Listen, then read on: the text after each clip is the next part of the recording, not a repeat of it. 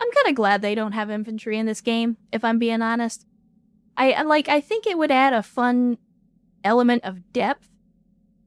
But imagine if you had to hunt down infantry, or like if infantry were able to garrison buildings and then you had to destroy the buildings. Like, it would add a lot of tactical depth, but I could imagine it being a huge pain in the ass. Because in much the same way that infantry in modern warfare are the bane of armored vehicles, infantry in BattleTech can be super annoying. Especially in, like, urban settings. So.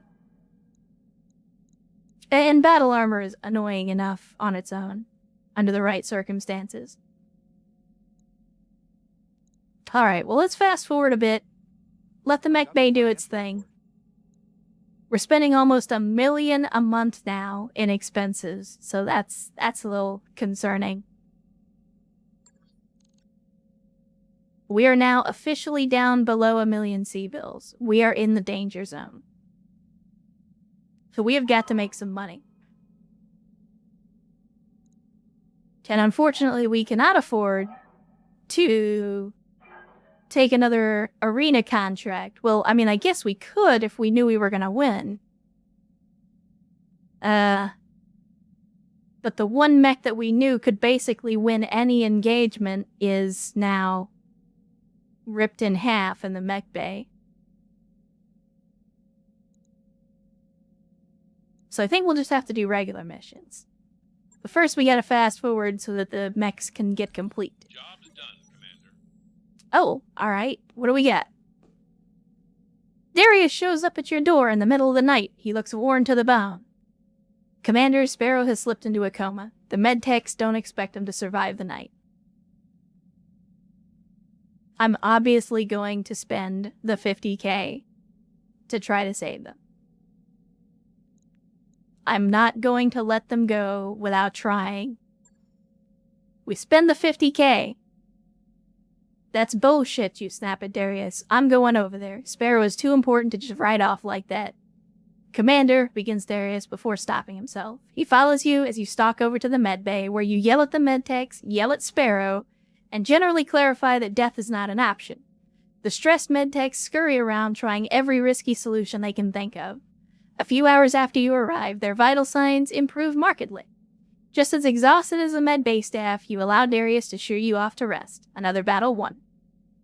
We suffer a massive med point penalty for 7 days, lose a little money, but we gain some morale. Because again, we lost too many people to dumb shit. If I can spend $50K, and holy sweet fucking Christ, we're basically just paying this guy to be in med. But it was worth it. I regret nothing. Our people matter. Speaking of, we had a redeem. So the question is, General Quarters, I'm not going to give you one of the uniques, but of the folks that are currently on the roster, who would you like to adopt?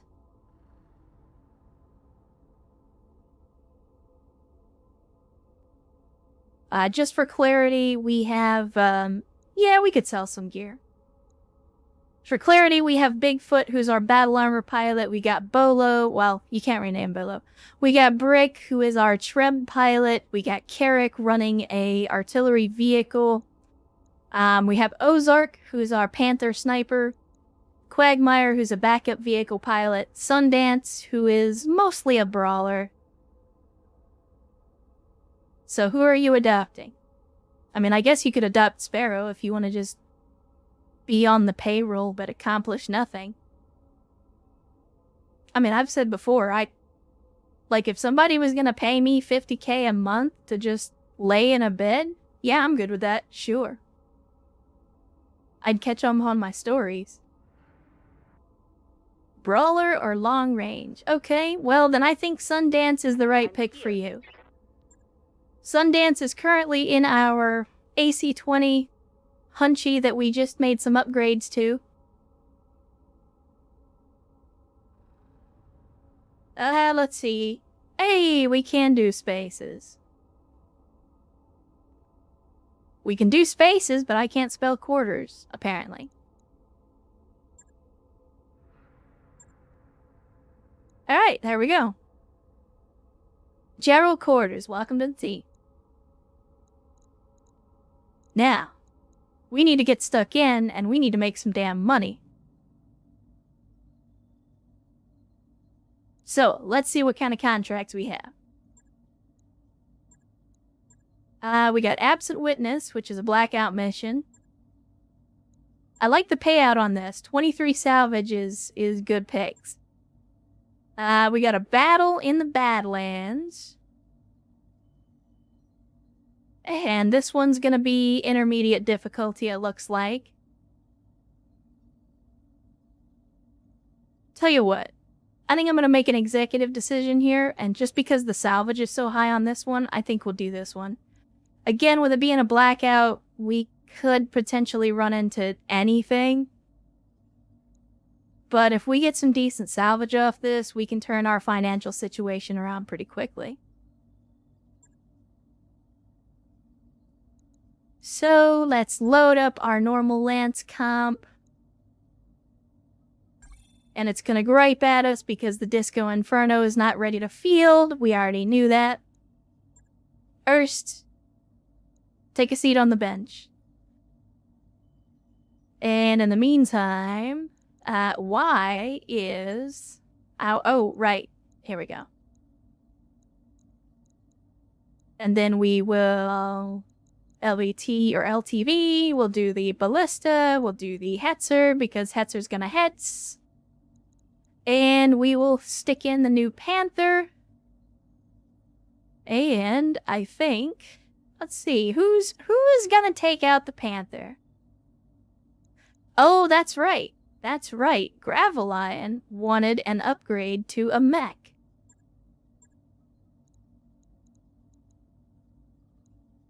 What? Wait. What? Where did he go? Oh, I removed the vehicle because it turns out I was an idiot. I guess I'll put Quagmire in. Quagmire has been on the bench for a long time. About time she started earning her pay. And Gravelion, you are now upgraded to mech pilot.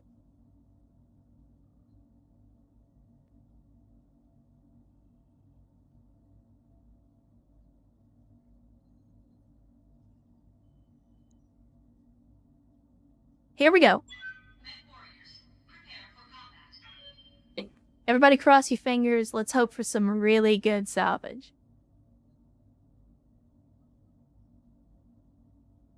Because we could use it.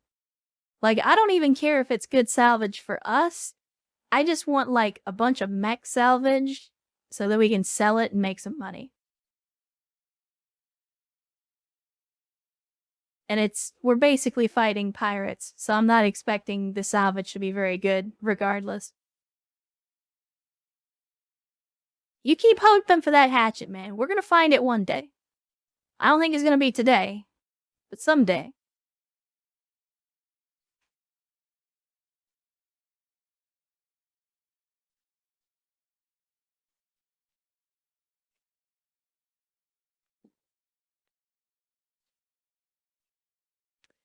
And BattleTech appears to be having a brain fart. There we go. So let's see, I'm not at liberty to give you many details on this sensitive matter. What I can tell you is that as of last night, we lost contact with a site housing a very valuable witness in protection in the Solaris 7 system.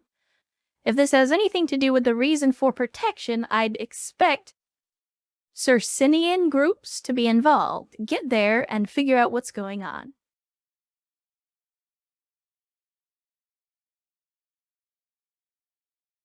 And of course, the sage wisdom from Darius, witness in protection, lost contact. I think we all know how this might turn out. Let's go in with our eyes open. Again, outstanding advice, Darius. As usual, you are an asset unto yourself. I still think it's funny that Darius is unhappy that we lost the match in Solaris. It's like Darius' reputation down by 12. Alright, motherfucker. Jump in the mech and you can do the match next time. I clearly had some money on that match. But that's not my fault. He should have known better than to bet on Erst. We all knew how that was going to turn out.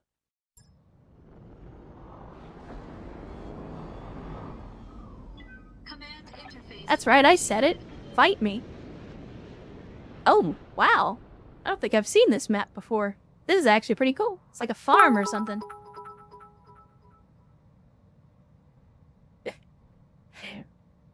Erst, thank you for the 420 bits. The weed number, the drug number. Praying for the Hatchet Man. Give Hatchet Man blocks, random number gods. Yes, pray to RNGesus. Sing the modem noises to the algorithm and pray that it gives you what you ask for. Alright, so we are investigating the blackout. Who knows what we might find? Well, I knows that whatever it is probably gonna be bad. Moving to position. Oof. Yeah. I'm there. Either this mission is rough, or we are in memory leak territory. And after having done an urban map with a bunch of mech bay afterwards, it's entirely possible that we are in memory leak territory. Affirmative. Yeah, so just as an illustration, and as why I put a larger engine in the Panther. So this Panther that I just moved, the 8Z, that Ozark is in, is pretty much a stock standard Panther. We were able to sprint it from about here to here. Meanwhile, this other Panther, the one that we just got done putting together, was able to sprint about as far as the Centurion. So from about here, all the way up to here. So, giving it that, yeah, definitely makes a difference. We got the Holy Fat Man. There. I am reluctant to sprint anybody forward. Because in a blackout mission, you never know what you're going to run into. On my way. So if we can keep the whole lance together... What the hell? Oh, God! Bless America. Move order received. I forgot to mount the battle armor onto a mech. That is unfortunate.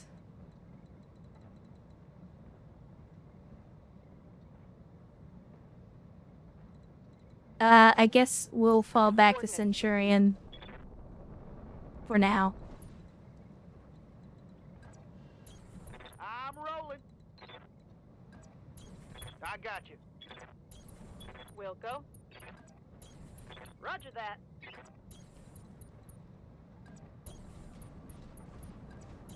On my way. Uh-oh. Game didn't like that move, for whatever reason. Yeah, it could be RD turrets, but until they actually pop up, I'd live dangerously. Copy that, command. So let's go ahead and get the battle armor mounted on the Centurion. It's not quite as fast as the Disco Inferno, but the Disco Inferno isn't with us right now. Move order received. So we need to get 2 units in the target zone.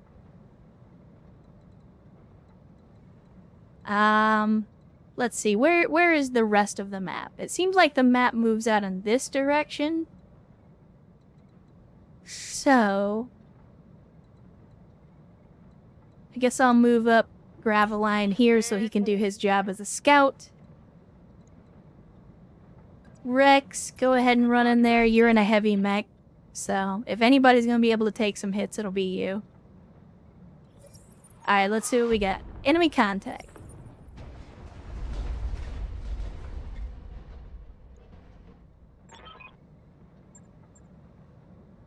Alright, some stuff blew up. Looks like they landed in drop pods. And for whatever reason, it looks like we have some Steiner help. Oh, Steiner turrets. Interesting.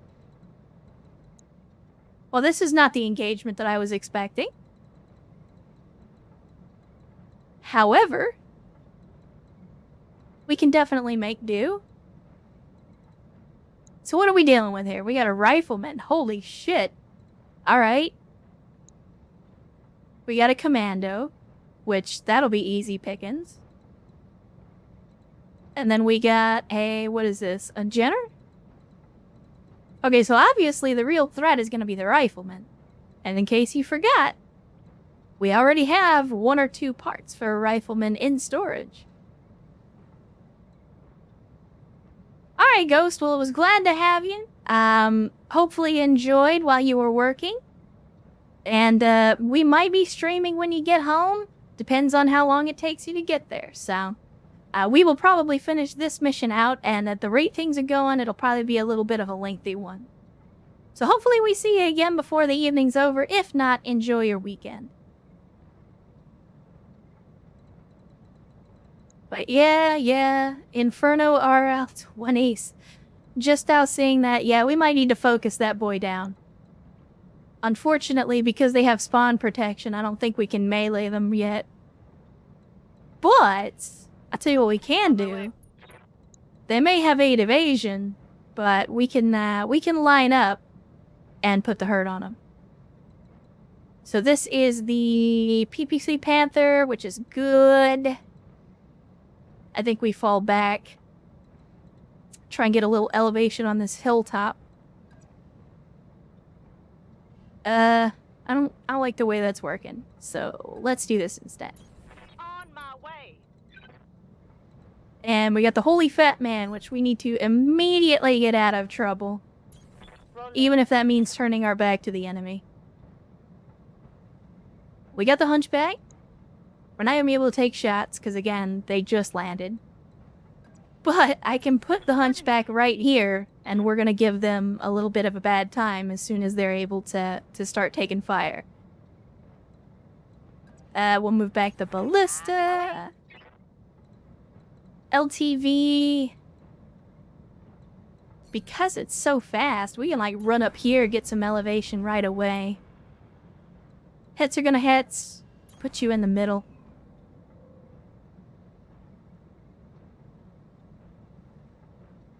Yeah, thankfully when you're surrounded, you don't really have to worry about tactical decision making because you can just do whatever you want. Like, attack in every direction. Wait, can I... Please tell me I can swarm this dude as... Yep. No! It's 0%! Son of a bitch. Alright, well, we'll mount back up, and then we'll do the dismount next turn. Water, indeed. I will.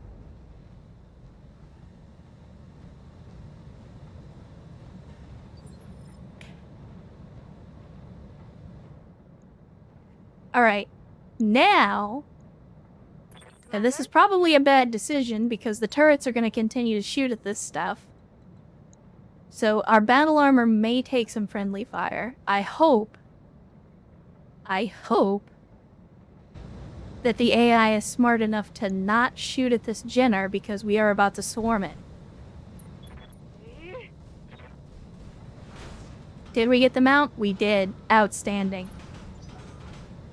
Because the Jenner is going to be the most annoying out of these. So I absolutely want to go after him with the battle armor. You assholes! I mean, thank you, but you assholes.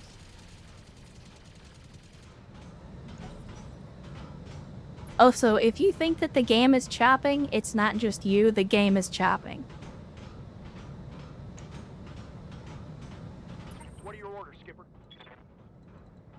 Again, I think we are fully in, we are fully in Memory Leak territory at this point. So I think we melee with the Grasshopper and we mortar with the Mortar Panther that we just put together. So let's see. We got a commando with 8 evasion. We got a rifleman with 8 evasion. I think we take the shots to commando. Very unlikely that we hit. Actually, if we do the active probe ping, that counts as a move, right? Like, we won't be able to fire after doing the active ping. Even if we're using the Beagle probe to do it, right? If I remember correctly.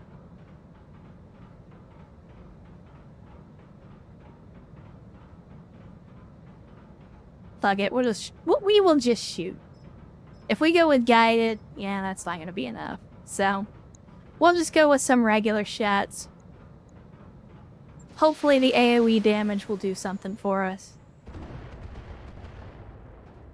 Yeah, we got a little splash damage. Better than nothing.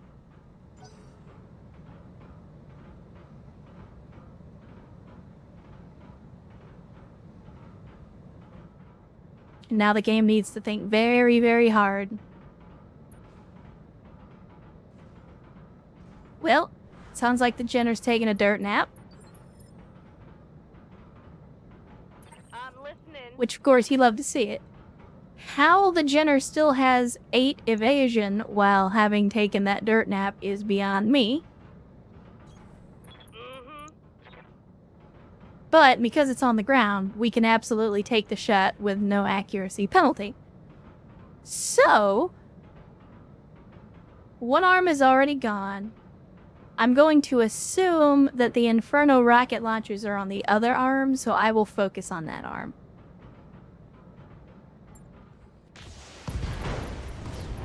And we'll just kill it outright instead. That also works.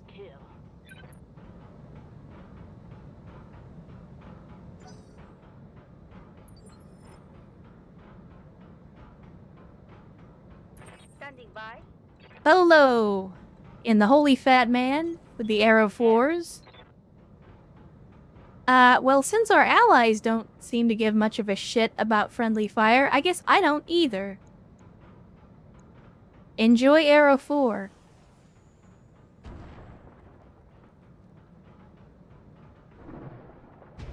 I think we did more damage to the turret than we did to the mech, but it is what it is.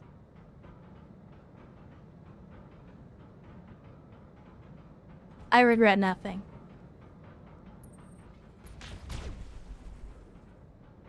Really? Really? Internal damage. Where did this guy come from? I just completely missed this guy. A Clint. Wow. I have not seen a Clint this playthrough. Look at it in all its glory. Tell me that was... Oh, of course. Of course. I live to serve. Alright, well, you made the mistake of moving. Which is gonna make it way easier for me to hit you. So, of course, we're gonna run up. Give him the 50%. Got it, Commander. And true to form. True to form. Game Master out here making those clutch shots.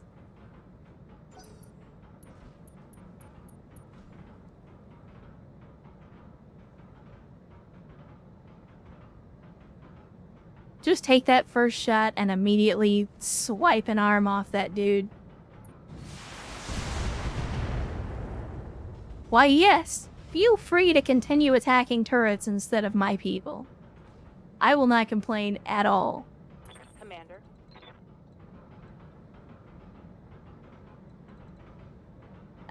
Well, we're not going to be able to get into melee range, but I can get into shoot it with the shotgun range.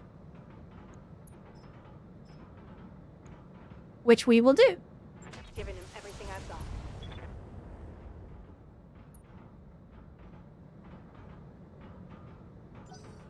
Is it just me, or does that commando look a little different?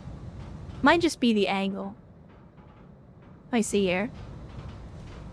Nah, I guess it looks like for a minute there, I thought that commando was doing like a Goldberg impression and just had no neck. But it was just the angle. Yeah, that's right. You can add obscure wrestling references to my repertoire.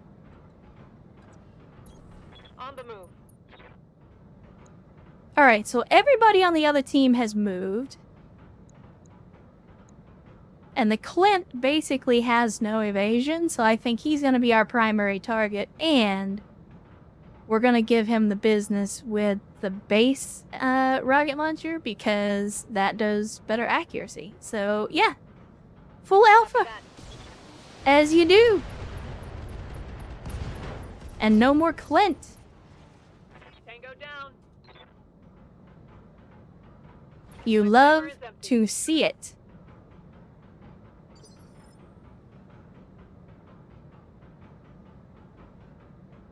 Waiting for orders. Alright. So General Quarters is up. With the new Ultra AC-10. Which I think is a good match for the Commando. Although we might get better accuracy on the Rifleman. No, not really. Alright. I say we take a shot at the Commando then. We got a side shot. Do it.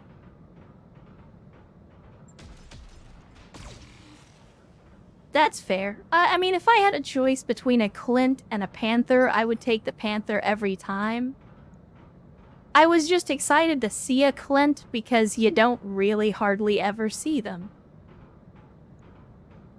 Good to go.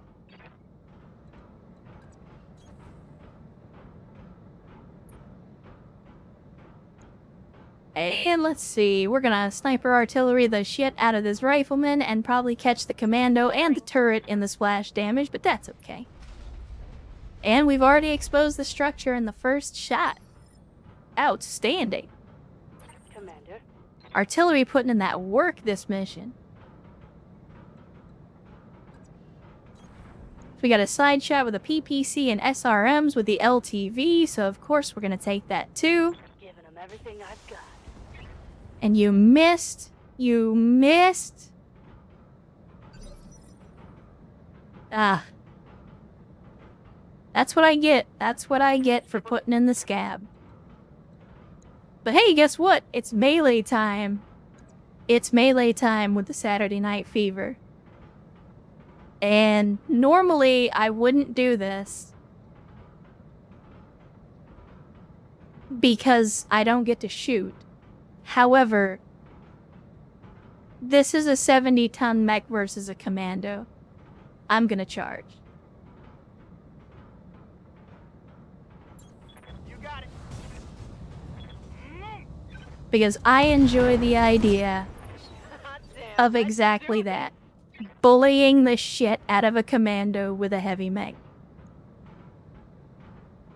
Because as I have said before, and I will stand by this until the day I die, honor is for clanners and losers. Let's see, are we close enough to mount the scent? We are not. Poop. Affirmative.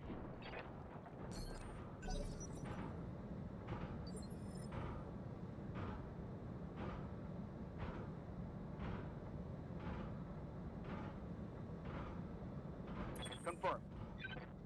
My, well, Graveline has taken a little bit of serious damage. But all the same, I don't think that's the end of the world. We just have to be careful is all. So we'll sprint to get some decent evasion and fling some mortars at this here guy.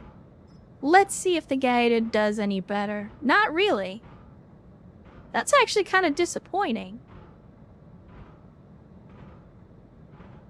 Like, I expected the guided shells to be a little more accurate than that.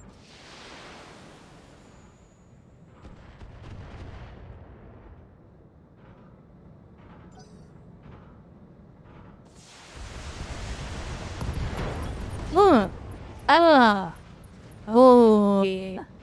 Nasty.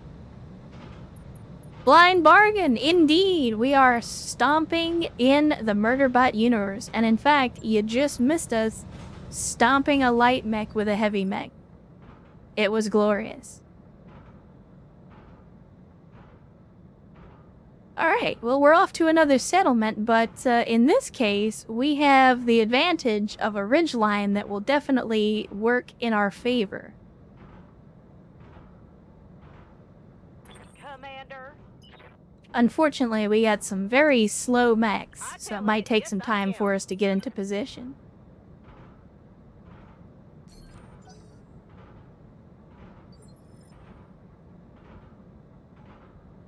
Commander.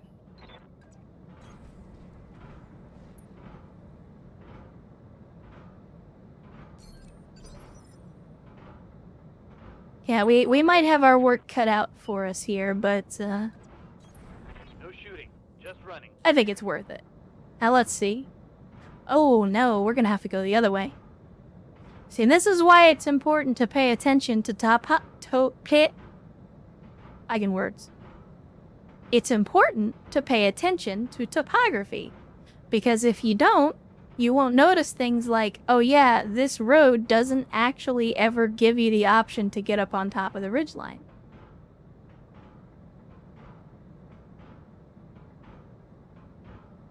Listen, I'm a wordsmith when it comes to writing, not so much when it comes to speaking. Yes, Commander.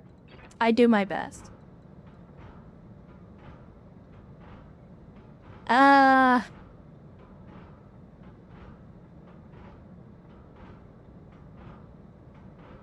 I think we're leaving the battle armor behind. I was thinking about waiting a turn with the Centurion to give them a chance to hop on, but I think the battle armor's just gonna be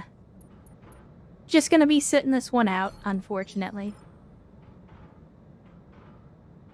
Oh yeah, for sure, Blind Bargain. Yeah, in fact, Tex is part of the reason that I started streaming. He is somewhat my inspiration and the thing that convinced me to try doing this in the first place.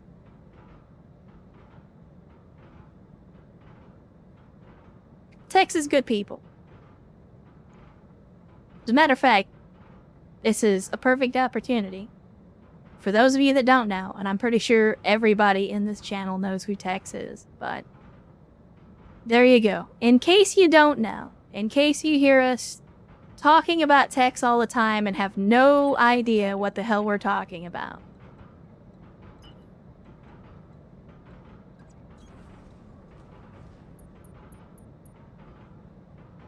I mean, I have said this before, but there is a part of me that is amused. Like...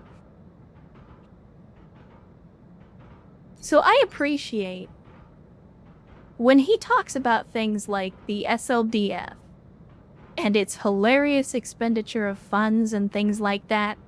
When you listen to the man, Receiving you. that is coming from a place of experience. And if you know nothing about him, you can hear him say that and know that he's saying that as someone who has worked for the government before. Because it is laced with sarcasm. Commander? Double time. Let's go. Waiting for orders. Alright, chat. Let him cook. Let him cook. Copy that, Let's hear this Commander. story. Now, I'm gonna tell you right now. If the punchline is bad, I'm gonna ban you. I'm just telling you now. That's a joke, by the way. Ah, there we go. Now we have finally broken away into the let me move freely portion. Ordinance received. And there's fire everywhere. Rolling.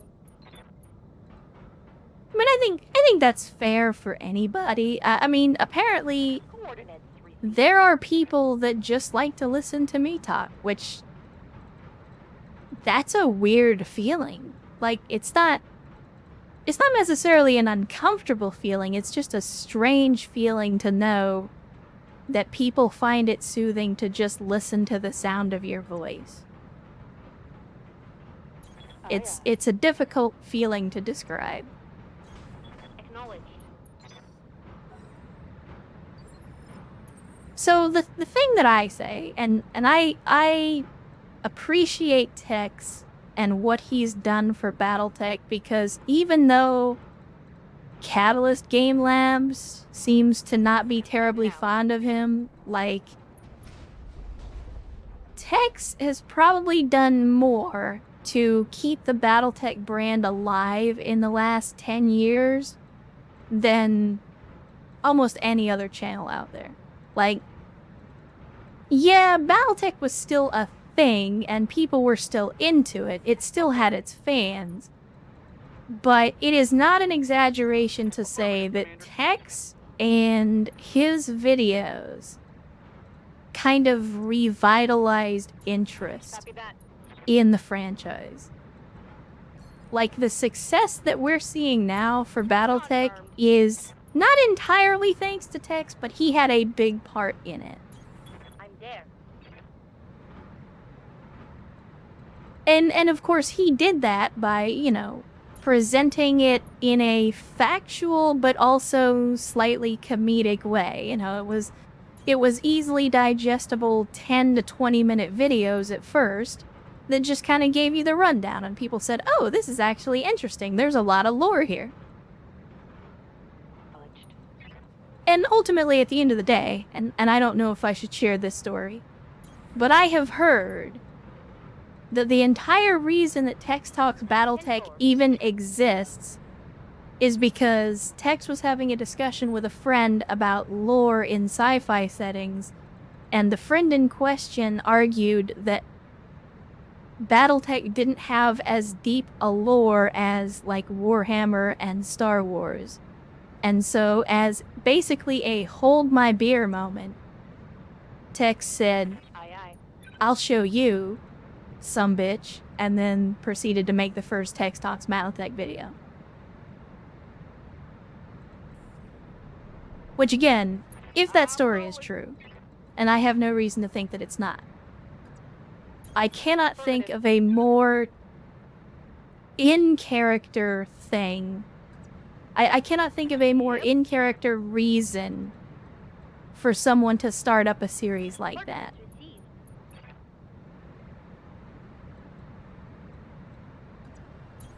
Rolling. So we are, by the way, for those of you that are not watching or are not privy to the tangent that we are currently on, Position confirmed. I am currently trying to run our lance up a hill onto a ridgeline to get some shots down into a target zone that we have yet to embrace. So once we get everybody on top of the hill, I plan to run a couple of vehicles down into this town, and we're going to kick this whole thing off. Oh yeah, absolutely, German quarters. I mean, and this is coming from somebody who spent a lot of time in the 2000s and the 2010s on 4chan, on TG specifically. But yeah, like, the whole channel is a shitpost. And that's okay, though, because I'm going. it's educational, it's entertaining, it is all the best traits of a shitpost.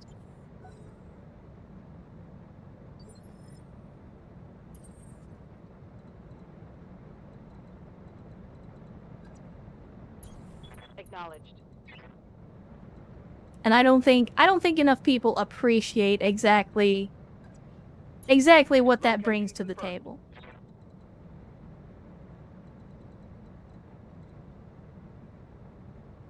Oh, yep. The game is starting to chug a little bit. It is definitely starting to chug a little bit.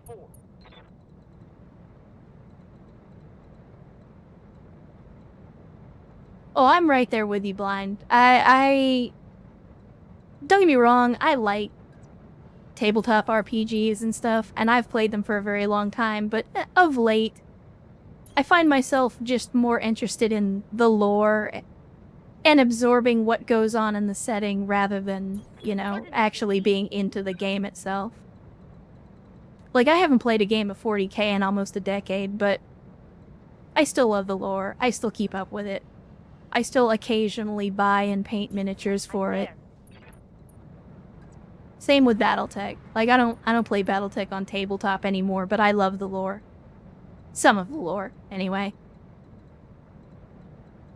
I am not as rabid as some fans that, you know, insist that anything after a certain era in BattleTech just doesn't exist, because there are plenty of fans that enjoy those newer eras, and I think it's a butthole move to try to exclude them from the fandom simply because they like their first exposure to BattleTech. Like, don't get me wrong, I'm not a fan of Dark Age, I'm not a fan of J-Word era BattleTech, I'm definitely not a fan of Ill Clan era of BattleTech, but at the same time, I understand that there were a lot of fans that came in during those eras, and that's all the BattleTech that they knew. And so, if that's your favorite era, or that's, you know, where the mechs that you like are at, and all, like, you do you. I'm not gonna tell you that you're liking BattleTech the wrong way because you like an era that I don't.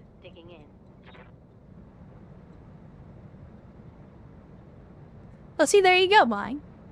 That's an outstanding idea. There's actually a lot of people that do, like, 3D printing stuff for that as well. Like scale terrain for BattleTech and other large-scale hex games. So I think we got most of the lance up here. We got a couple more people that we need to get into position. But we're almost set up to send some people down into the town and then see what kind of to get into. In fact, the last vehicle is an artillery vehicle, so we're gonna send the Hunchy down in here to get stuck in. Devious! Welcome in. Glad we could find you on this Friday. Hopefully it's a good one. Same for you, Karos. Glad you could make it. You are catching us closer to the end of the stream, but glad you could make it all the same.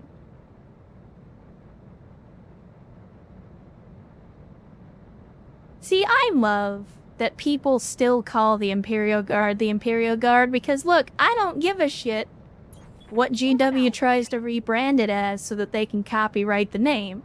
The Imperial Guard is the Imperial Guard. That's okay. Again, Darius, you are not required to show up to streams.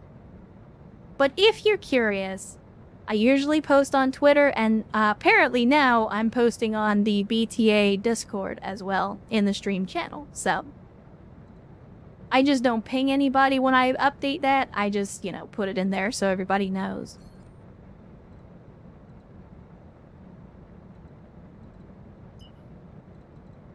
But yeah, you don't have to feel bad about not making every stream. It's fine.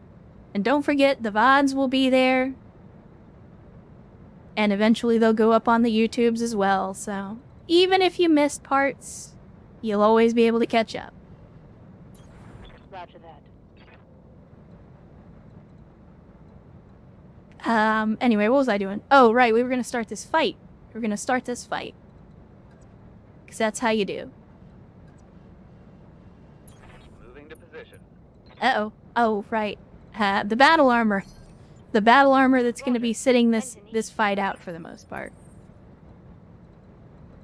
Alright, let me see. We need to grab the Hunchback. And we need to charge in and see what we trigger. There we go.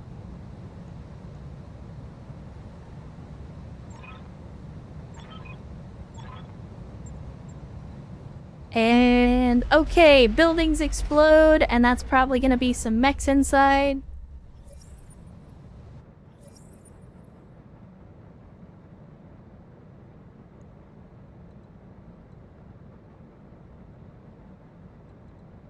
Alright. So how many mechs do we got here? Again, the effects are a little much.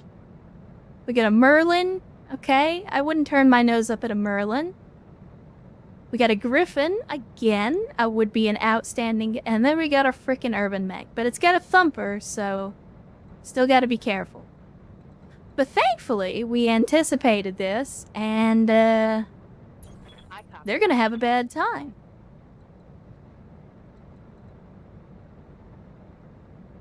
Oh, don't worry, Kairos. You didn't miss the Crockett. We couldn't afford it.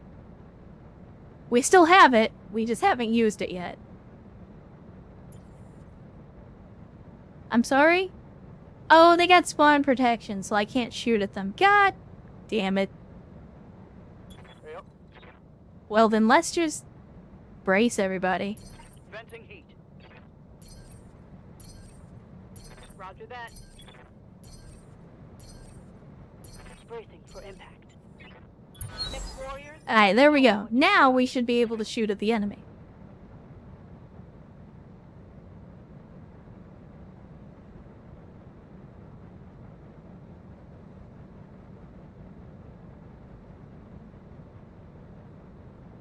Remember, we talked about this before. They're called the Ares Suggestions.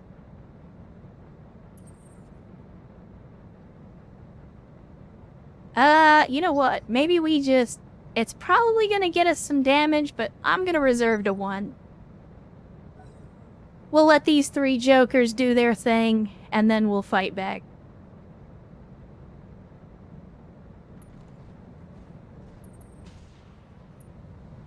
You missed. Loser.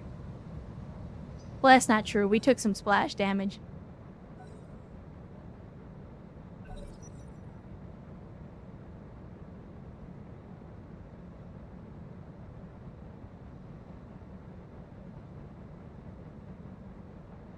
Again, game is thinking very hard right now.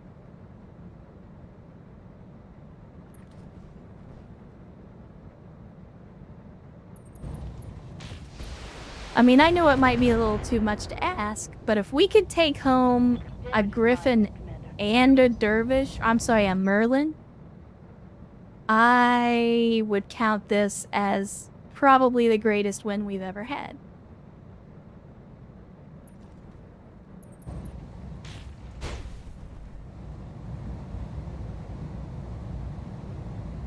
But even I know that's not realistic. What's up, boss? Alright, now it's go time. Get in there, give him the business, give him the melee, the kick, the full alpha. Here we go. Send it, chat.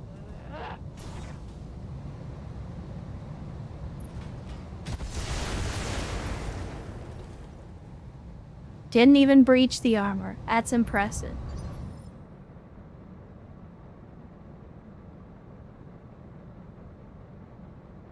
Wit navies still exist in BattleTech. It's just they're very uncommon because most engagements are very short and are fought by the mechs.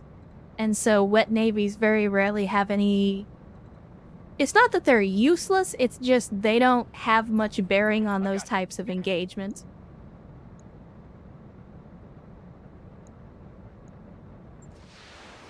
In fact, they did have some source books way back in the 90s for wet navy ships and how to play games with them on the tabletop.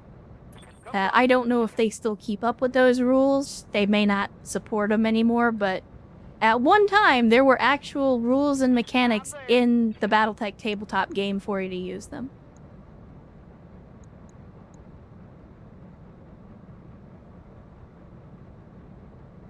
Let's see. I think we hit the Merlin again. I was hoping we could get close enough to full alpha, but not quite. But we can hit him with the tag. Gotta love those pulse lasers, man.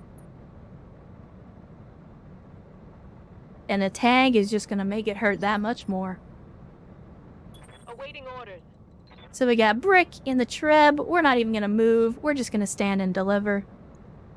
And you know what time it is, chat? We're gonna Battle Lord, and we're going to full alpha. Yeah, I don't care if we overheat. Do it anyway. Confirmed. No retreat. And yet he lives. Impressive. Impressive. That's the power of the Merlin. You see how much damage this man just took, and he's still standing. AP Gaming. First time chat. I know you've been in the chat for a little bit, but glad you decided to chime in. And yes, you are correct. I looked on the Google machine.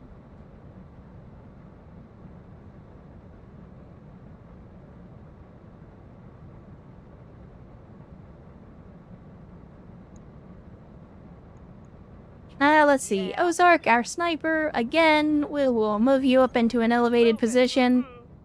Let's see if this is going to be the shot that does in the Merlin. Here we go. What say we No, it is not. That was a critical hit, that was. Again, if you needed to know why we like the Merlin, Commander, that's why we like the Merlin. rolling. Bolo is finally going to get to fire his first shot in anger this mission. Oh no, I'm sorry. Second shot. I forgot. Of course, we're going to counter battery fire on that Irby, and we're going to do it with Battle Lord. Just for the extra damage. And the extra accuracy, of course. Firing all weapons. And blow up all the buildings in the vicinity in the process. Waiting for orders. General quarters with the AC-20. Oh no, I'm sorry, AC-10. I forgot. We swapped it out. Who would I be if I didn't take this opportunity to melee and kick? I mean, that's what a hunchback does. So that's exactly what we're doing. So there's the kick, successful. And the full alpha, as you do, also successful. Let's make it Oh, happen. and took a leg. Took a leg. Take a dirt nap. You earned it.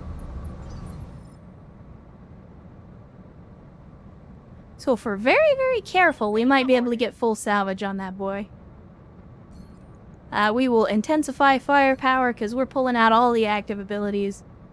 And we're going to take another shot at the Irby. Again, we might do some splash damage to our own people, but that's fine. Oh my.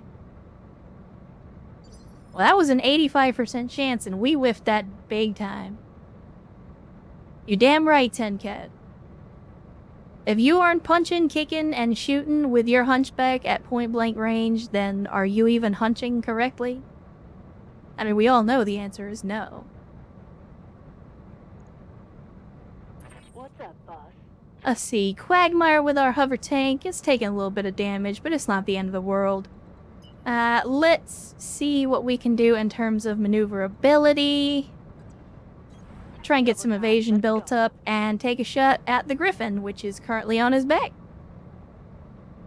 I think we'll try to shoot the leg, but we're probably not going to hit it. I'm hoping we can either leg this guy or panic him out before he gets back up. But right now, we don't worry about that, because right now, it's time for Game Master to probably one-time this Merlin. So let's see what his AC-20 has to say. Yeah, there you go. Farewell, sweet prince. And just like that, the Merlin ceased to exist.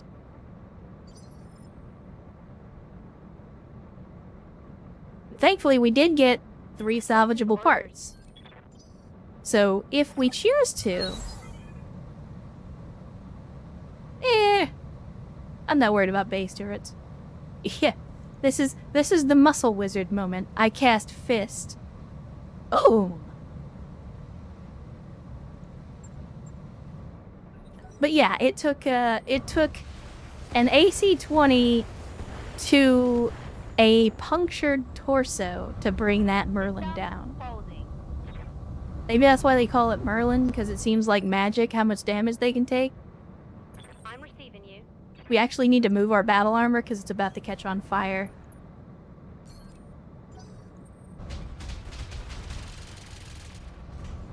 Alright. I'm under heavy fire. Don't go getting ahead of yourself. Reporting internal damage. So, again, because this stream and this campaign in particular are effectively just a very long and sad advertisement for the dangers of hubris. Understand that we are now currently surrounded by some very heavy turrets, and they are doing some significant damage. So for those of you that were saying AC2s aren't good, noted that we have some AC2 turrets that are currently shredding our hunchback here. So again, hubris. Hubris. Confirm. I'm just gonna active probe, sensor sweep, Locked on. and we'll see what we can get some sensor sweeps on. Improve our accuracy, and then proceed to try to burn down these turrets as quickly as we can.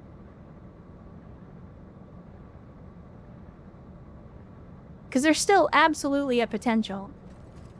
Still absolutely a potential for this to go very, very badly for us. Especially for the hunchback. Around me. General Quarters is kind of getting the business right now. I was hoping that we could finish this up before the turrets came online. That did not turn out to be the case. That's okay, we have some artillery of our own. Rolling.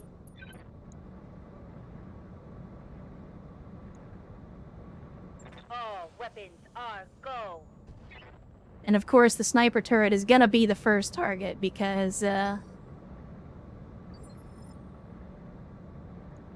that AC2 barrage is rough. Yeah. So we're just gonna continue to do our thing. Use our long range attacks to take out these turrets. And use our close range folks to continue to burn down the mechs. Why? You really don't have a shot? You really don't have a shot. Okay. Why do you not have a shot? What? Excuse me? For whatever reason, our Panther cannot see this fucking turret, and I don't know why.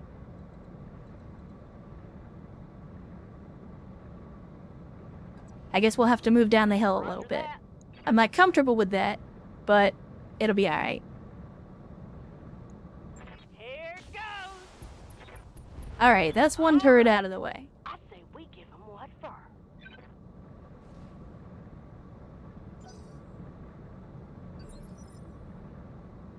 We'll have to see, Erst. It depends on which variant of the rifleman it was. If it was a variant where we can actually get some decent equipment off of it, I'm not against that idea. Ready for orders.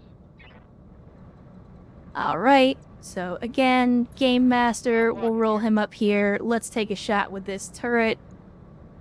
Hopefully we can one-time it, but probably not. Bente?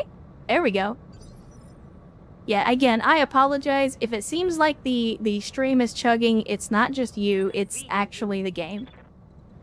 We are 100% in memory leak territory, and the game is suffering for it. Order received. So we're gonna move General Quarters to get their back away from all of the Ultra AC2s, and then see if we can take out this Irby. Firing all weapons. So we're doing some damage, but haven't quite taken him off the field just yet.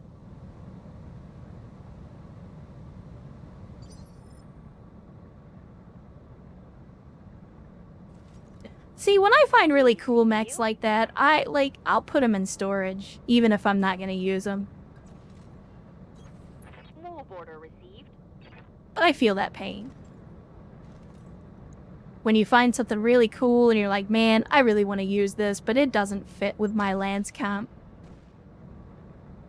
Man, our artillery is just shitting the bed today. For whatever reason, on this mission, even though they have the high ground, they're just not... They are not hitting the shots, and I don't know why. Alright, well, we're going to intensify firepower first. And Thunderbolt turret could be rough. So I think we fire here. Try to do some damage on that light turret. Because we can use a closer mech to take care of the AC turret that we've got down the hill from us.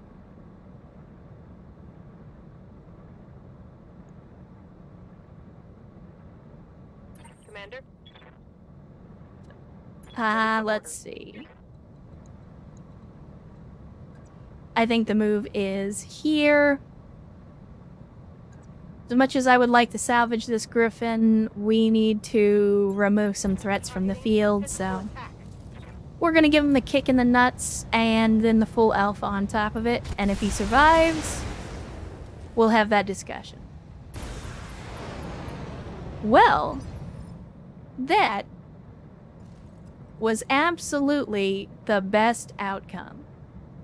Get the ejection, now that's 3 salvageable parts, which again, we already have 1 griffin part. So that's now a Merlin and a griffin that we could potentially salvage.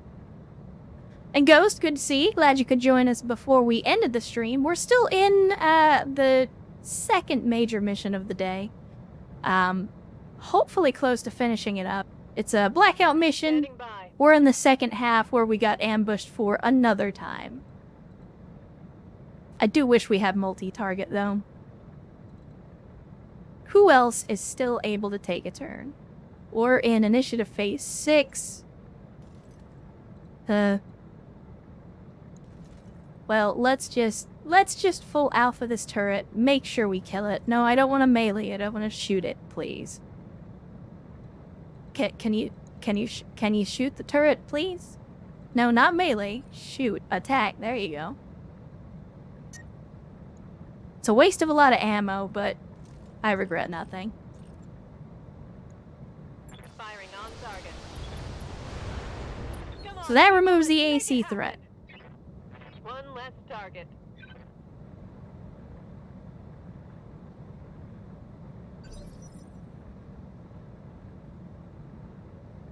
Yup. And then Rex is in position. So I think we move down here and... Do we fire at the turret or do we fire at the Irby? I mean, I think the turret is probably the bigger threat with the Thunderbolts currently. Because a Thumper Cannon can do some damage for sure. Warriors, show 'em what you got. But it's not going to do a lot of damage even if they get a direct hit. Whereas direct hits with a Thunderbolt can actually hurt quite a bit. So let's go, let's go.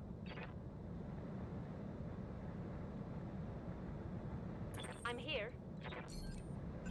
We'll go ahead and brace up the battle armor like we always do because they're sitting most of this mission out. And I think the Urban Mech is the only thing they've got left on the field. And of course, they're shooting at the Hunchback. That's okay. Orders. Right here. That is okay.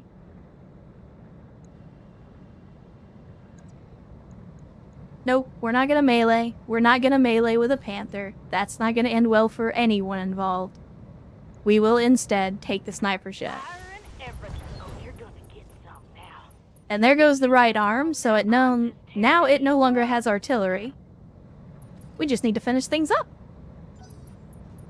Actually, the Hunchback has survived remarkably well, even though it is damaged and it has taken a lot of armor breach. Like, if you look, all the weapon systems are still intact. Everything is still good. It's taken very little actual damage. Confirm. So I'm actually surprised at how well it has held up. Yep.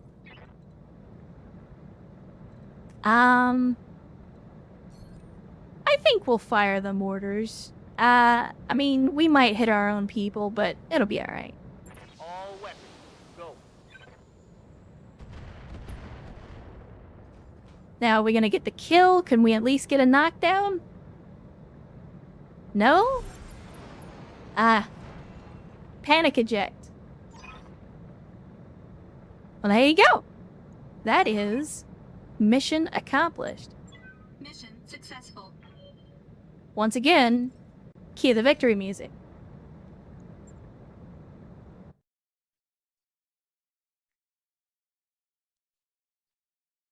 So, let's see what kind of salvage we're gonna get.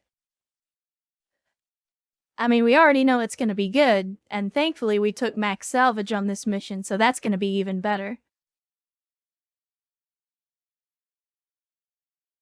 You love to see it. A successful mission, lots of good mechs, hopefully some decent systems as well. I'm excited. I'm excited, chat. God, these Arrow 4s are killing me. Look at how much money we're spending on ammo. But that's okay. It's worth it. It does the job.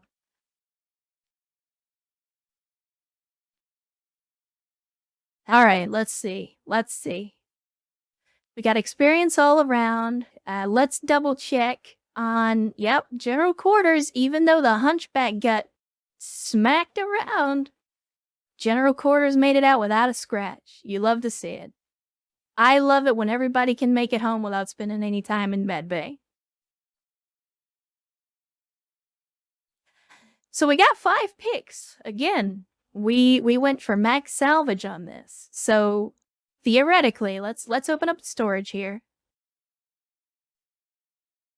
Where is that Merlin part, and will it be compatible?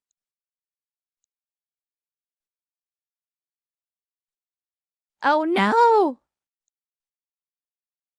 Did I accidentally sell the Merlin part at some point? Am I missing it yet?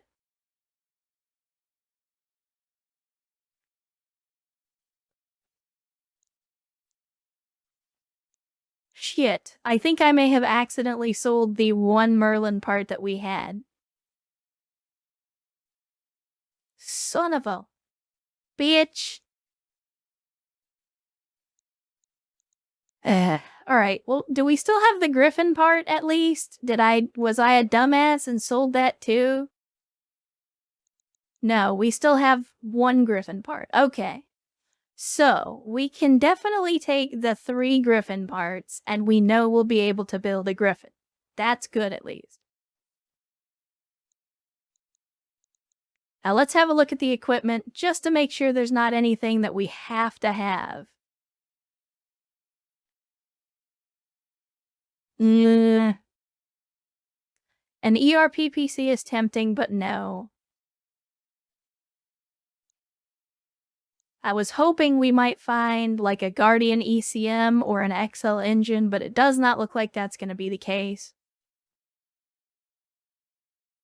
Unfortunate. Okay, so I think we take 2 Merlin parts. We hope we get the 3rd, and then we'll just have to see what else we get. Oh, you know what? Okay, so you might be right. You might be right.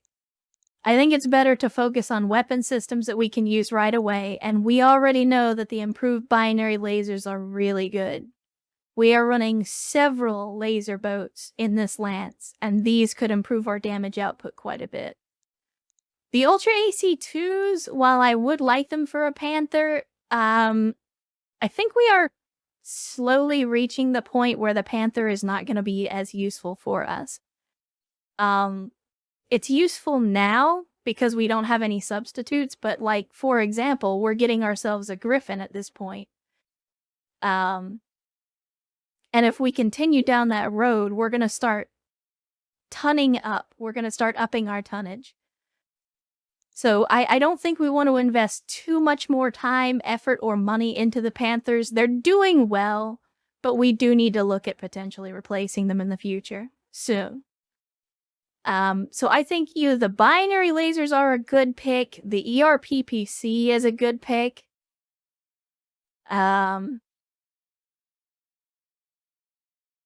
Maybe both. Maybe both.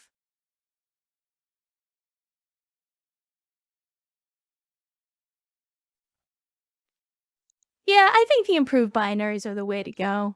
Because they're harder to find. An ERP PC will be much easier to come across in the wild. I mean, it's a good weapon, but we already have one. Whereas we're currently out of improved binaries. And we may still get the PPC from random salvage. So, let's see what we get. And the loot box has given us a Merlin parts. And it gave us a regular PPC. So let's see. I don't want chemical laser stuff. We've already discussed that. I don't need any more LRM ammo. We already have a bunch of that. We did get one of the Inferno RL20s. I might replace the one that we have on the Treb with this, because we're just running a regular RL20 on that. And then some mech parts. And actually, there's quite a few mech parts here that I wouldn't mind selling. So yeah, all in all, a decent haul from that.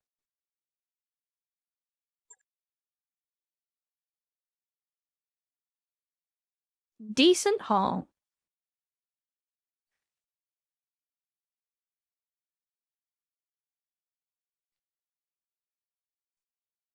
So let's see what we can do.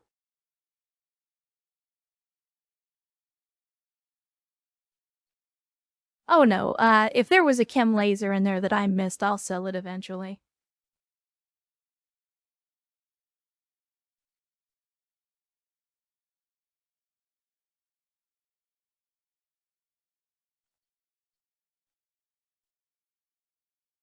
That may be the case, Karos, but in this case, because we've literally only run across this one Clint the entire campaign, I'm probably still going to sell the parts just for money, because as you can see, we're kind of hurting in the financial department right now. So we're definitely going to have to sell some stuff, but first of all, let's go ahead and repair the Panther. Again, no major damage there, and in fact, no significant damage to the Hunchback either. No parts lost, nothing destroyed. It's all just some internal structural damage, so you love to see it. And the battle armor made it out of the engagement without getting damaged.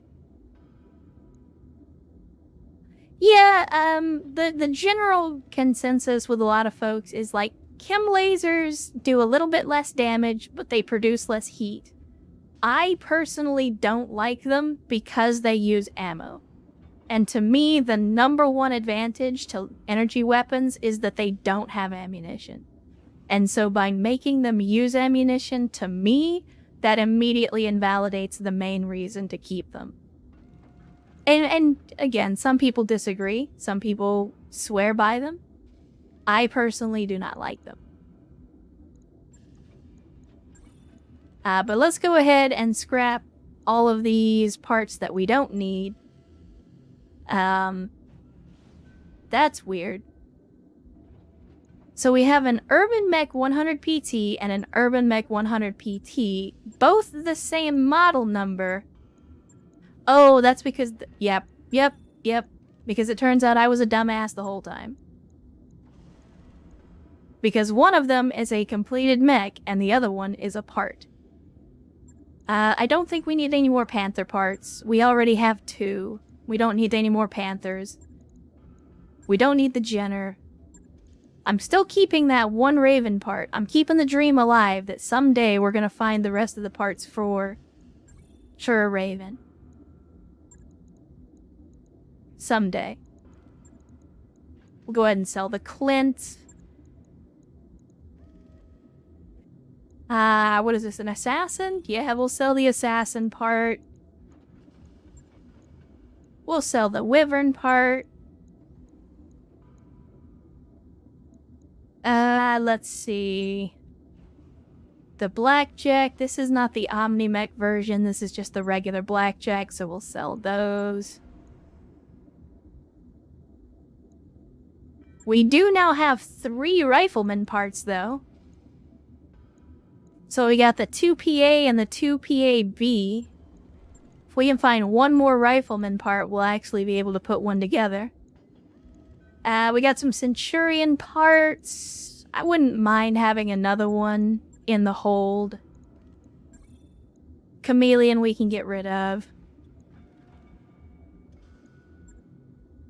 Still hoping we'll get that Wolverine someday. Someday.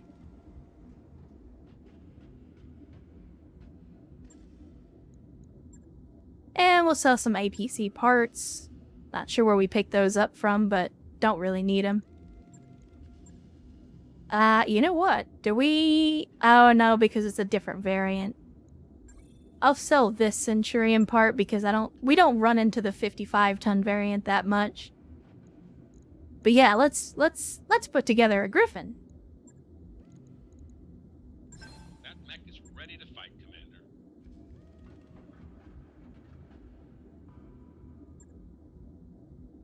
So now we have a Griffin. We'll hang on to the Merlin part, because maybe we'll actually get the Merlin parts again, and maybe I won't actually sell them this time before we get them. We got 2 Dervish parts. I don't know if I really want a Dervish at this point in the campaign. I guess we'll hang on to him for now. You never know. And then a Jaeger mech. Not a bad get if we find one. I'll hang on to what we got from here. Ooh, oh, ah.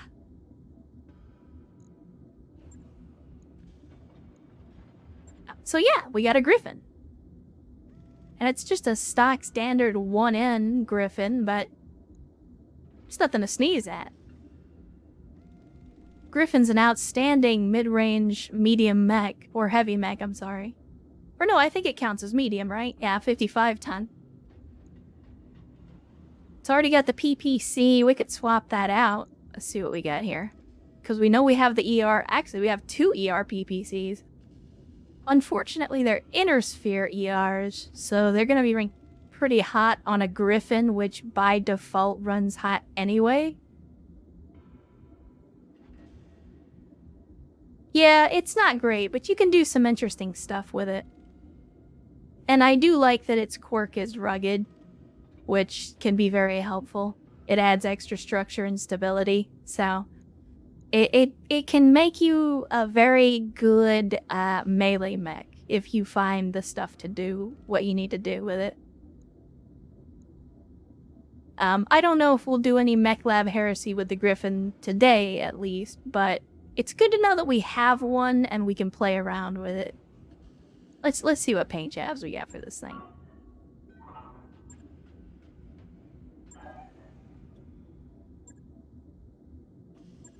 I think it's gotta be 6. Yeah, I think it's gotta be 6. That's the goofiest looking paint job to me, so that's what we're gonna go with.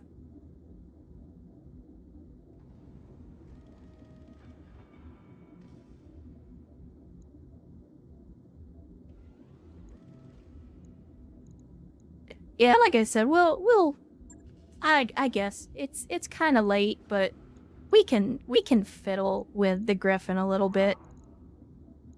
Let's see what we can do with it. So, we don't actually have a lot of hard points, and they're all focused on the right side of the mech.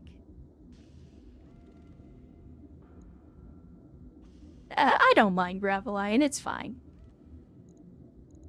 Let me see. So let's take out the PPC. We know we want to do that.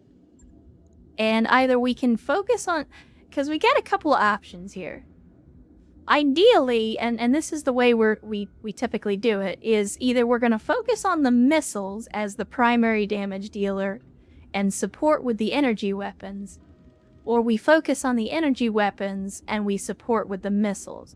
Now, the typical Griffin configuration says your energy weapon is your main damage dealer and you follow up with LRMs.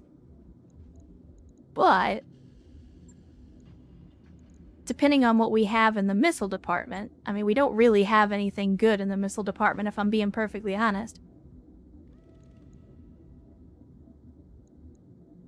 There is a part of me that prefers to use the 2 LRM5s, if you can, over an LRM10, because that gives you more variability in the amount of ammunition that you use. Medium pulses, snub pulse. We had some medium pulses. I don't know if we still do. Let me see. No, actually, we used most of the medium pulse lasers on the Saturday Night Fever, which is our grasshopper laser boat. So now we don't currently have any more. We could do binary lasers though, medium binaries. Only problem is they're pretty short range, unfortunately. But if we were going to use the Griffin in a brawler capacity, if you look at the tonnage on a PPC, that's 7 tons. Uh-oh. Oh.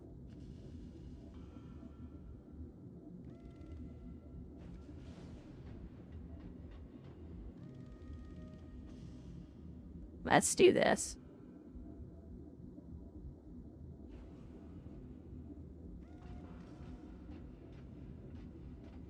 Try it again.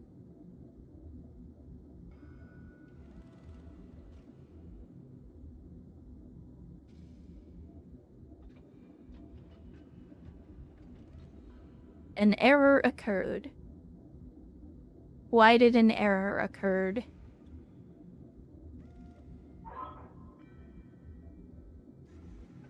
Okay, I see the joke there. I got you.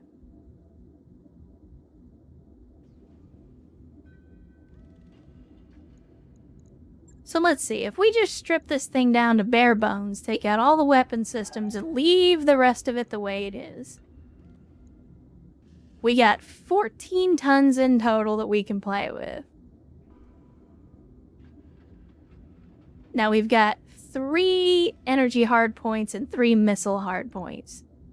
In terms of what we currently have in stock, what we can use, energy weapons are going to be our bigger damage dealers. Now we can definitely follow up with missiles, but we'll have to be careful about how we do that. Because the SRMs are going to be where the damage is, but the LRMs are going to be lighter. So just based on energy, we've got the ERPPC, which is a good get. We could also focus on, like, ER mediums, maybe medium binaries.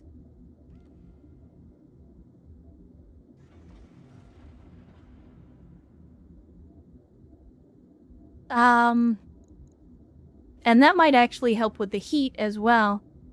Because we're generating 17 heat with the binary laser, and we're generating 25 heat with the PPC. Ha. So let's see, if we stick in an ERPPC, that gobbles up most of the tonnage.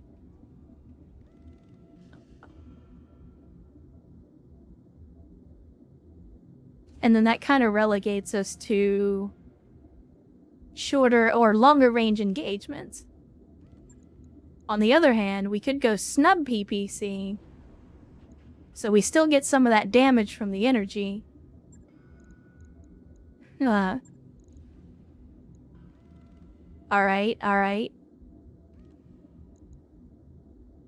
I'm thinking.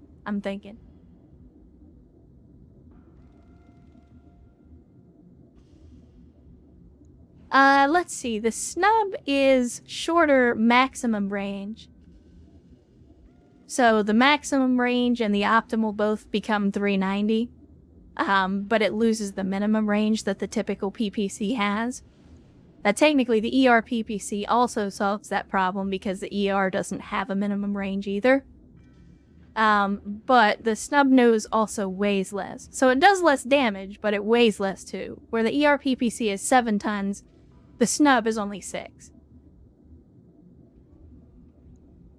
So, I mean, if we were gonna focus on energy weapons, which again, that's where the majority of our damage is, I would say we go ERPPC, and then instead of an LRM-10, which kind of limits our damage output, we can do 2 LRM-5s, and we still keep the same damage output, but we earn selective fire, and on top of that, because we're using LRM-5s, we're potentially spreading out critical damage, and we're dealing with the fact that the LRM-5s are 2 tons each, whereas an LRM-10 is 5 tons, so technically we save a ton by doing that.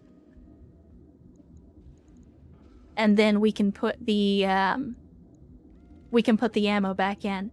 But since we're only firing 10 on a full alpha salvo, we can take 1 ton of ammo instead of 2, because that still gives us 12 turns. That gives us 12 turns of fire, and then we can either focus on more lasers, but then that's going to up our heat, or we potentially focus on more missiles. Because we could potentially throw in another LRM-5, because again, they only weigh 2 tons. So we up our LRM potential to 15. Yeah, that's true. We do want to we do want to max the armor though, don't we? Or at least up the armor. I don't know if we can. Yeah, we're not going to be able to max it. But we can Pharaoh. And that'll give us a little more weight to play with.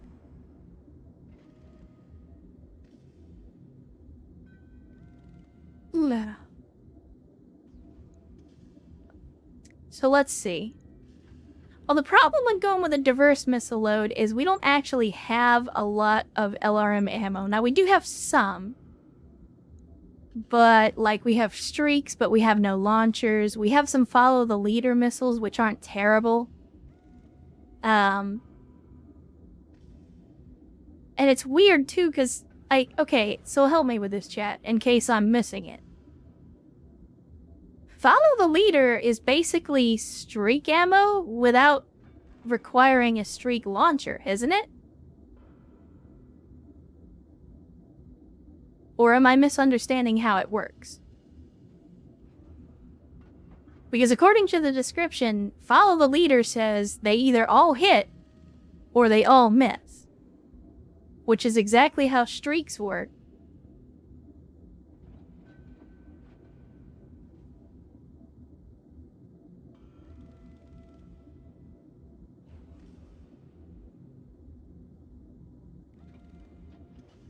Oh, okay, I see what you're saying. So follow the leader is like streaks, except you fire regardless. So you're always shooting the missiles. They just either all hit or they all miss. I get it. Whereas the streaks say if you're not gonna hit, then it doesn't fire and it doesn't waste the ammo. Okay, so that makes a little more sense. But yeah, aside from that, we just have the Artemis, we have Dumbfire, we have some fast cam missiles, which probably wouldn't be bad. We could throw those in there. Just in case we decide that we need mines, or if we're up against a convoy or something.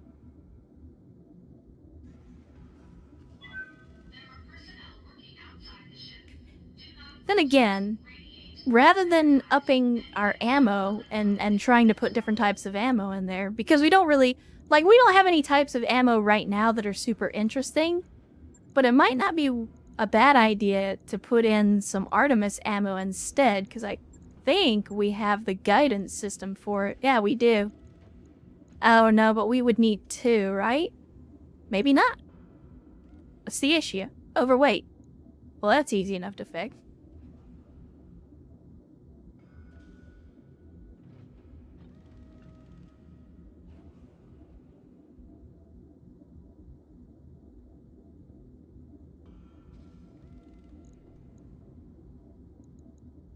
Let's see. If we went with the LRM-15, what does that actually weigh? So the LRM-15 weighs 7. So technically, even if I put in another LRM-5, because the LRM-5s weigh 2 tons each, it still weighs less than the LRM-15. This is one of the few designs that actually gives us that flexibility because we have so many potential hardpoints. Because we can put 3 missile launchers in here. Most of the time when you have a missile hardpoint, it's only 1. And so you use the LRM-15 to maximize damage. In this case... Right, yeah. The disadvantage is the heat, but the advantage is you save tonnage. So you can save tonnage, add a heat sink or 2, and hopefully balance it out that way. I also like the ability with multiple launchers, if we do get to the point where we're taking multiple types of ammunition, that gives us the ability to cycle different types of ammunition at the same time. So, like, you know, if we have piercing ammo and inferno ammo and other stuff, we can fire multiple ammo types and get multiple effects in a single salvo. So that's the other reason I like to break them up if we can. But that's a little bit more late game. But I think we go with the Artiv, or the I always say Artiv. I think we go with the Artemis to give us a little bonus accuracy. The ERPPC is just going to be a good weapon all around, no matter what we do. And then we adjust, I guess we adjust a little bit of the weight. So you can drop a couple of jump jets. I still want to give them some jump jets, just so we've got that mobility if we need it. And then we just need to drop a yeah, we can do that. We can drop just a little bit of armor.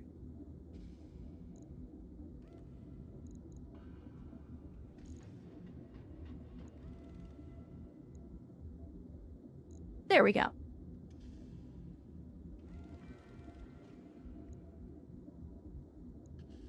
That's a fair assessment. Yeah, that's actually not a terrible thing. My only fear is that, like, I feel like we're doing the thing that we tried to get away from. We tried very hard to get away from, like, all long-range sniping. And then, again, because the game just kind of naturally gravitates towards that. Like, as mechs get heavier, you tend to put longer range weaponry on them because heavier mechs are slower. And so, to make up the difference, you put long range weapons on them. So, like, I like to get stuck in, and I feel like we're doing that thing where we're putting all close range weapons, or long range weapons on them. But yeah, we could lose armor on the left arm, for sure. And then armor up elsewhere.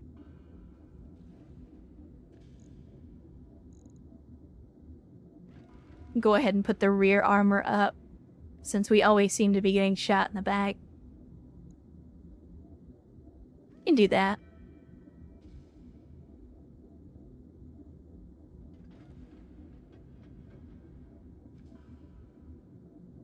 And come to think of it, is the 275, is that stock?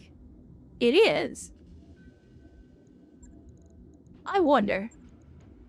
Do we have another 280? We do. If we stick it in there, we're only getting a half a ton. Yeah.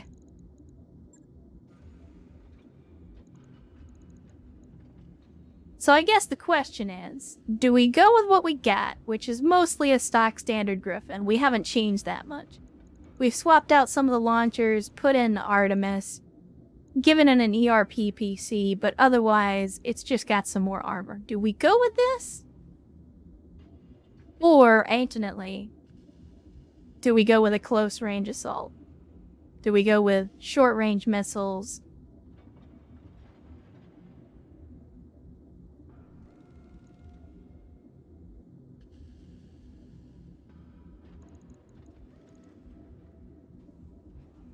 Yeah, I don't know why it does that whenever I change in cores. Again, I think that's the memory leak. Yeah, I'm inclined to be that way about it too. Gravelion, that's what I'm thinking. Like, this is just an upgraded version of the Panther.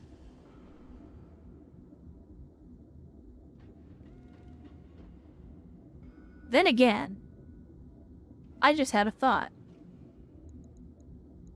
If we use this to replace the Panther, then before we do any modification on the Griffin, it makes sense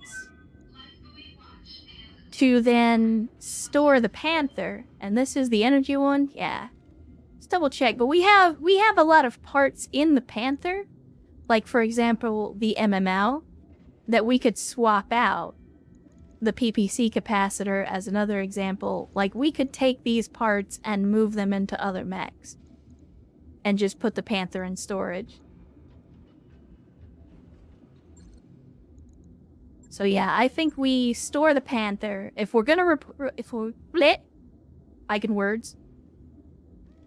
If we're going to replace the Panther in the lineup anyway, then it stands to reason that we take the parts off the Panther to make the Griffin better. So yeah, we'll drop the PPC. We'll replace it with the ERPPC. We drop the LRM-10 and replace it with the MML. And we'll do the 5. Well, let's see. The 10 is 5 tons. The MML-5 is 3 tons. The MML-3 is 1.5 tons. So we're losing a couple of missiles on the volley, but we gain some versatility in exchange.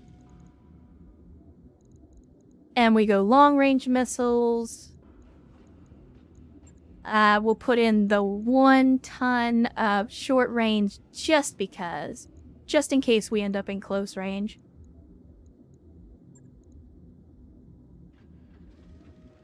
And then, is there anything that we want to add in terms of extra systems or anything like that?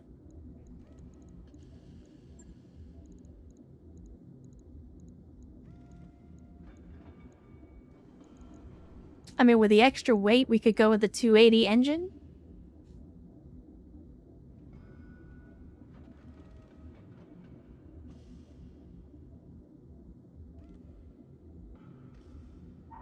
Feed ammo heresy.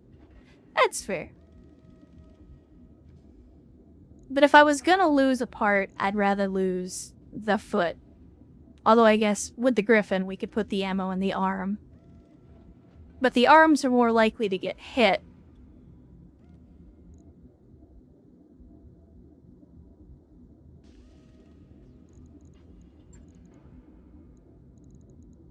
Let's see. If we do Pharaoh, that's going to give us a little bit more armor, or a little bit more tonnage to work with.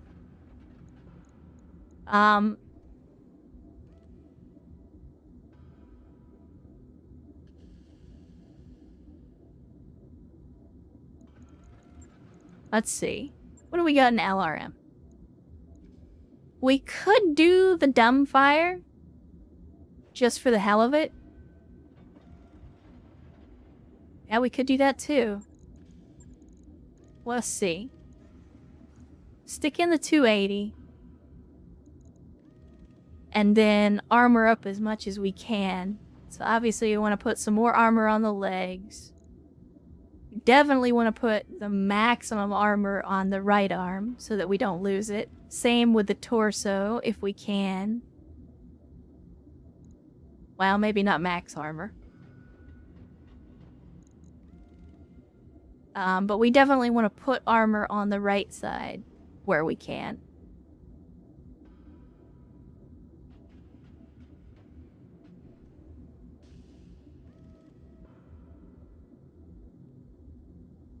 Alright.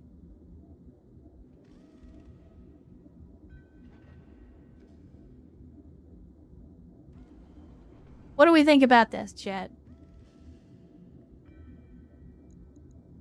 Also, ammo goes down here. We got a little bit of extra armor. We got the ERPPC, which gives us longer range, more damage, and no minimum.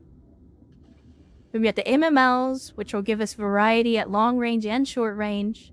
So it's basically just an upgraded stock Griffin.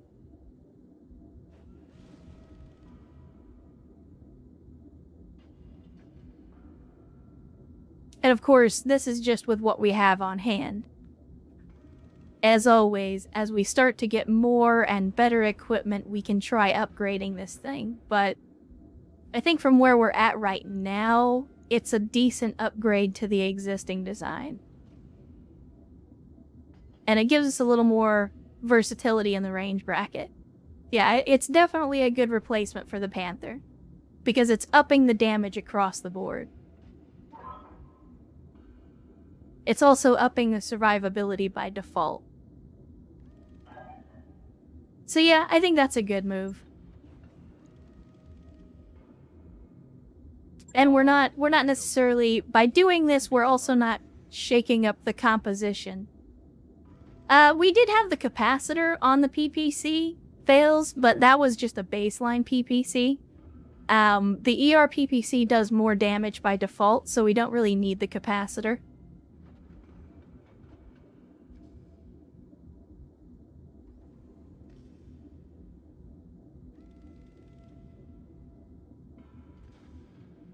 it could go either or. I like to keep the versatility because while the long-range missiles gel better with the PPC at range, the short-range missiles do more damage. So in a situation where I can use SRMs, I prefer to use them because we can increase our damage output.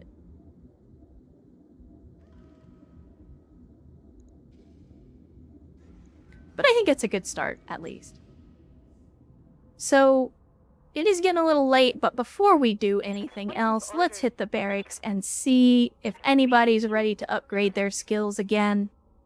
It looks like Bolo's ready to upgrade again, so of course we're going to give him some more tactics. Gotta keep that indirect fire coming in hot. Brick isn't ready for anything yet. Carrick isn't ready. What's up, boss? I'm ready. Game Master, we're still saving up for that last level of gunnery. We're almost there. Commander? General Quarters, no upgrades for you yet. Gravel Lion, still saving up for that last level of tactics. Good to go. Finally up to the next level of guts for the commander. Training complete. Reporting. Not quite there with Ozark yet. Commander. I kind of want to save up for the next gunnery skill on this. Yep. Rex isn't ready yet. Ready for orders. Erst isn't ready. And none of the other rookies are ready. So, that's alright though. It was only one mission. Alright. Oh, I know you love your axe, Erst, and one day when we find one, when we find an axe, we will absolutely stick it on something. But for right now, we have to find somebody selling one, and I thought if we were ever going to find an axe, we would have found it in Solaris 7. Maybe if we stick around long enough, we'll get the shop to roll over. And speaking of, I didn't think about that. We did hit a financial report while we were here, which means the shop has rolled over. So let's see if there's anything new that wasn't here last time. So, we got some new mechs, some new vehicles, including the Karnav, which is a VTOL. Could buy an AMS, assuming they have ammo for it. A bombast laser, which is the most Steiner of all lasers. More light autocannons, but no rotary autocannons. A mag shot rifle, okay. Which is basically just a support gauze. MML 9 probably wouldn't be a bad buy, but I don't want to spend $500,000 on it.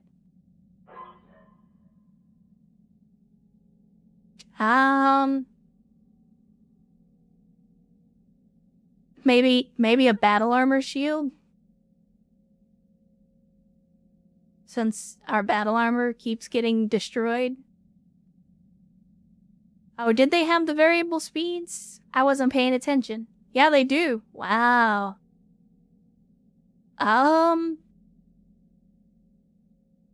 That's actually not bad.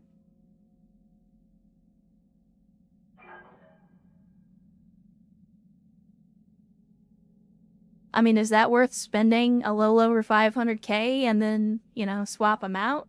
I mean, they're pretty expensive. The question is, what do we put them in?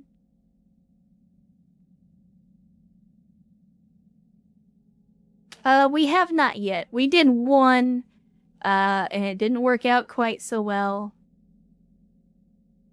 But we have done them. Let's see, what else do we have in... I mean, we got a small pulse. I might as well buy it. It's not that expensive. And we're running a lot of laser boats, so... let's see. The double heatsink kit, man, it's so tempting. So tempting, but that's super expensive. Laser FCS.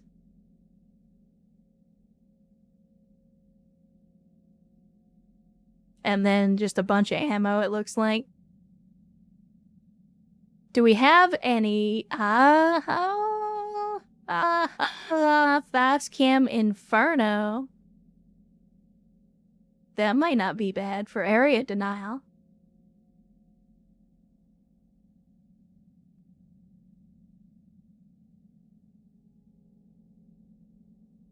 And this.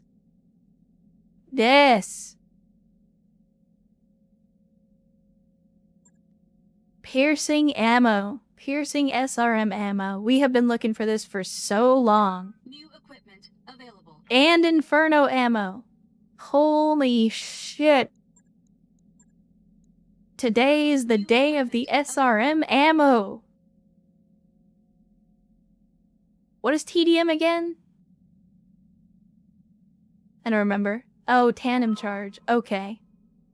Extra damage to structure.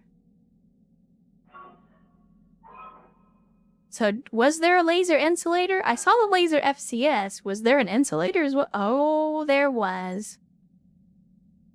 Well, well, well.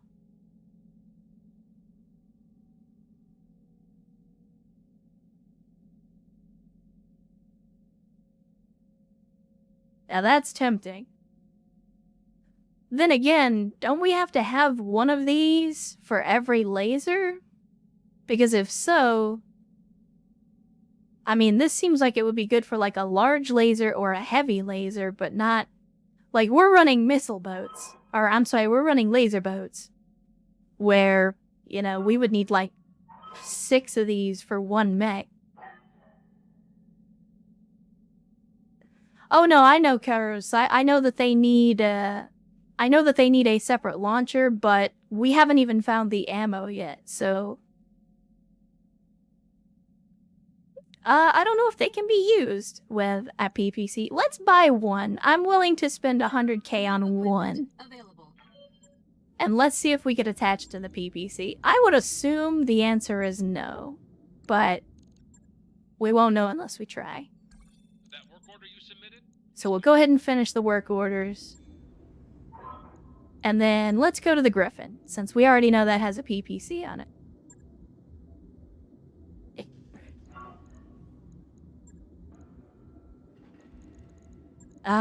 Equipment, laser insulator.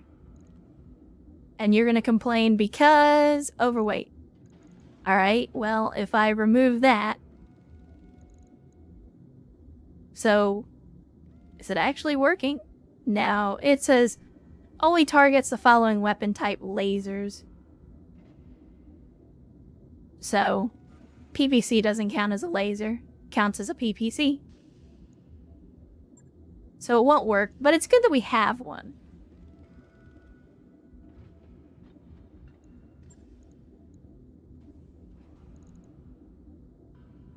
That's okay.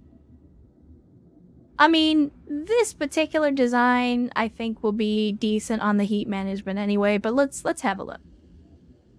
So our Alpha Strike is going to do 50 heat. We're sinking 48, so we will have a little bit of heat buildup if we fire full alpha every turn. But it won't be that much. I mean, if we really wanted to, because this thing has 5 jump jets, we can drop a jump jet and we can put in a heat sink instead. We'll have to drop a little more armor, but I can do that.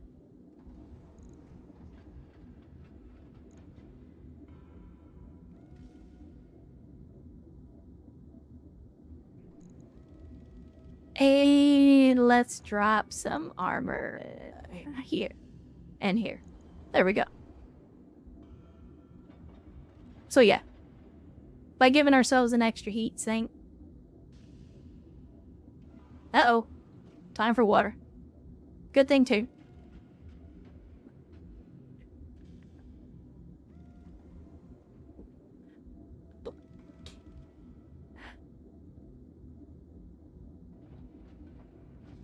Yes, MMLs can in fact use the Artemis system.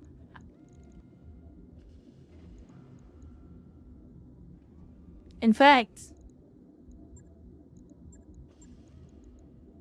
might not be a bad idea.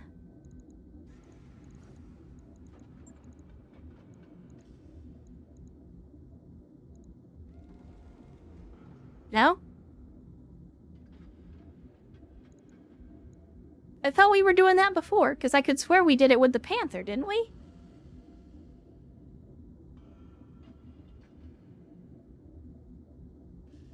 Yeah. Is it because I already have the ammo on? If I take the ammo off, will you let me put the Artemis on thing? Then it works.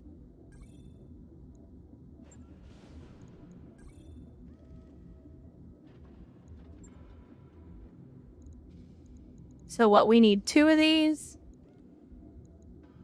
Right? Am I understanding correctly?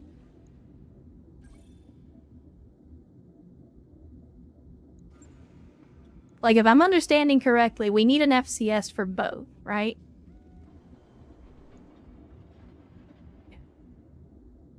Okay, so if we're gonna do that, then we have to drop the heatsink anyway, but that only gives us 1 ton. So maybe we don't use the Artemis? Because then we'd have to drop even more armor, and we've already lost quite a bit.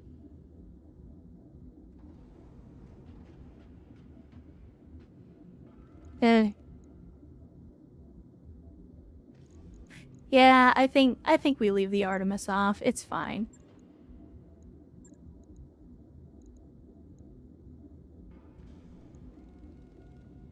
I mean, again, we're gonna be giving this to Ozark.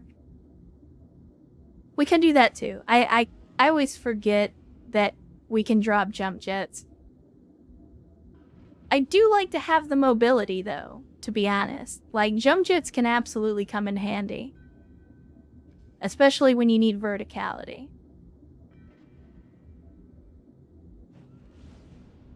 Because again, the pilot for this is going to be Ozark, who is basically our sniper anyway. She has maxed out gunnery. So, the Artemis would be... Sorry? The Artemis would be good, but it's not really a necessity. So, I think we're good here, honestly. They get good heat dissipation. We should be able to fire full alpha every turn.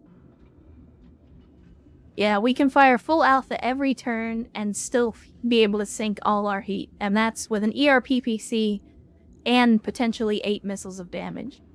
So I think that's a good setup. We'll go ahead and confirm it. It is a more than adequate replacement for the Panther.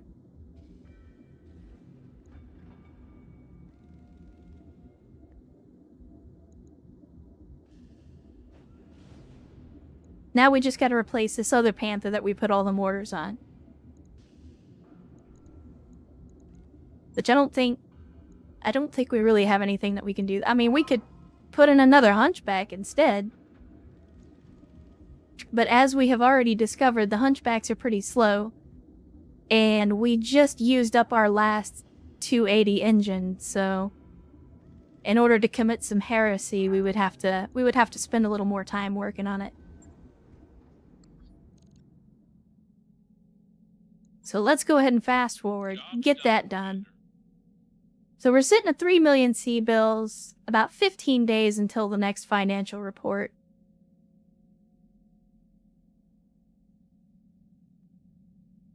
We're not in a terrible place. Maybe. I don't know if the Inferno ammo is worth it for the mortar. You know what? It's probably not that expensive, right? It's like 11K or something. Ammo.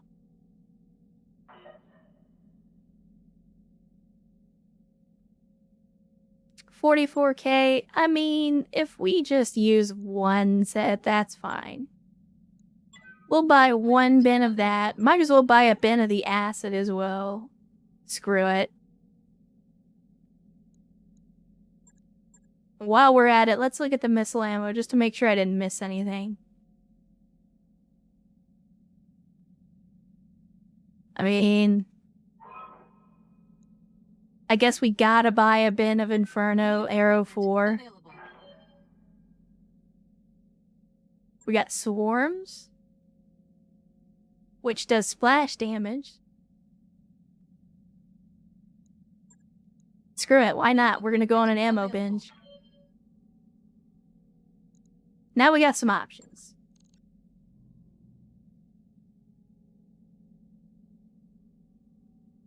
But I think it's where we're gonna call it. So let me save the game.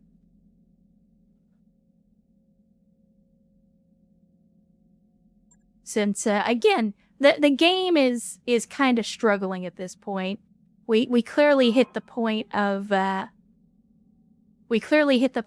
memory leak, and it's been on fire ever since. But we'll call it there.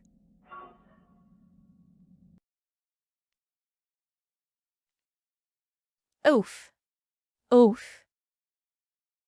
It is rough. Give me a second here. I'm gonna close down BattleTech just so things run a little bit smoother for the end of the stream. So how about that? What a day. What a day. Things definitely got interesting, that's for sure.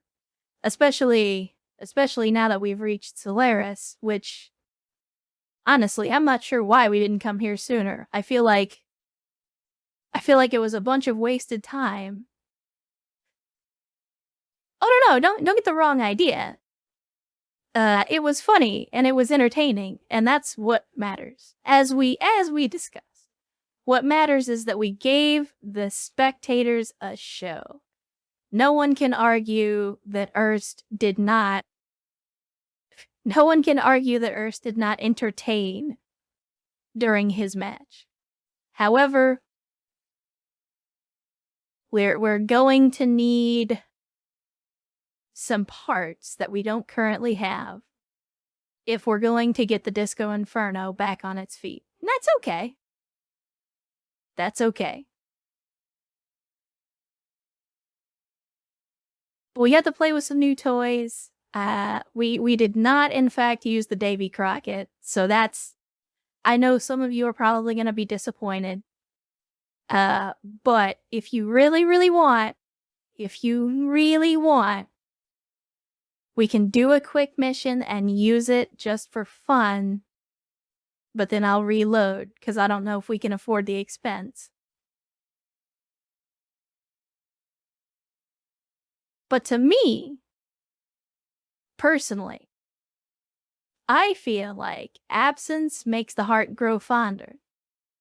And so knowing that we have that Davy Crockett and we haven't used it means that when we finally get to the point where we can afford to use it without worrying about bankrupting the company, it'll make it that much better. But that's just me. Ultimately, at the end of the day, if you guys really want to see it, I may do something really crazy and I will cheat us in 1.5 million just so we can fire a Davy Crockett at somebody. One way or another. Oh, don't tempt me, Erst. Don't you tempt me with that. Because that really, like, as soon as you said that, I'm like, yeah. All of a sudden, I really want to do that. Blandy, thank you so much for the gifted sub. For FLN1, if you're here, although we haven't seen you in chat, welcome to the cult of bad tactical decisions.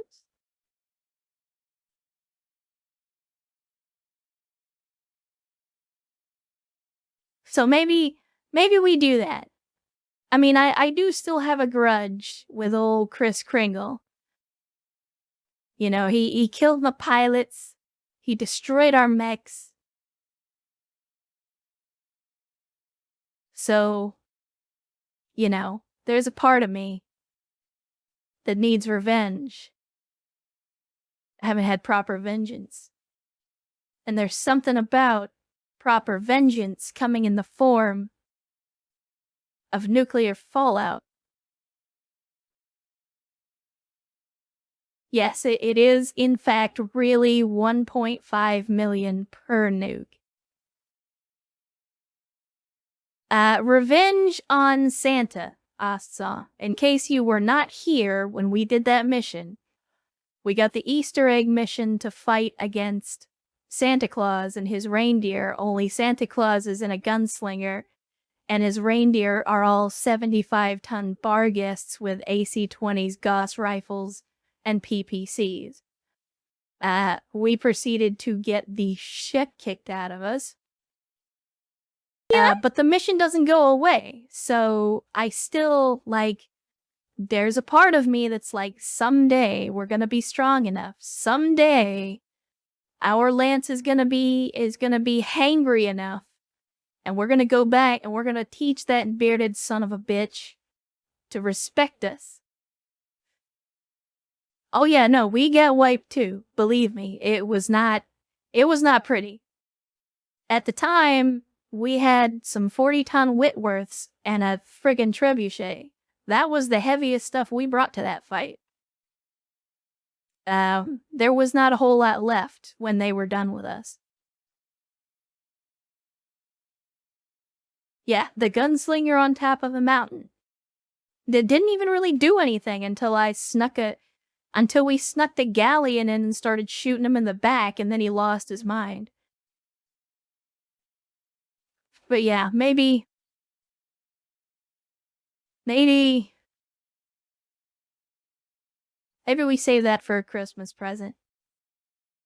If we play out this campaign long enough, well, and if I don't end up homeless between now and then, if we get to the point in the campaign where we still haven't gone back and given the business to Santa Claus, maybe I give us a Christmas gift of an unlimited amount of Davy Crockett's. And again, we go show that son of a bitch. That's an interesting theory, General Quarters, but evasion seemed to make absolutely no difference to these guys. Like, even the galleon that I had that was getting like 7 or 8 evasion pips on a maximum move, they were just like, nah, we're still gonna hit you anyway. It is insane. Like, I feel like it's one of those missions where you're supposed to lose, at least in some capacity. So, we will see. Like I said, if we haven't made it back to that mission on stream by the time Christmas rolls around, I may do that for a Christmas stream. We'll see. Don't hold me to that. I promise nothing, but it's an idea, at least.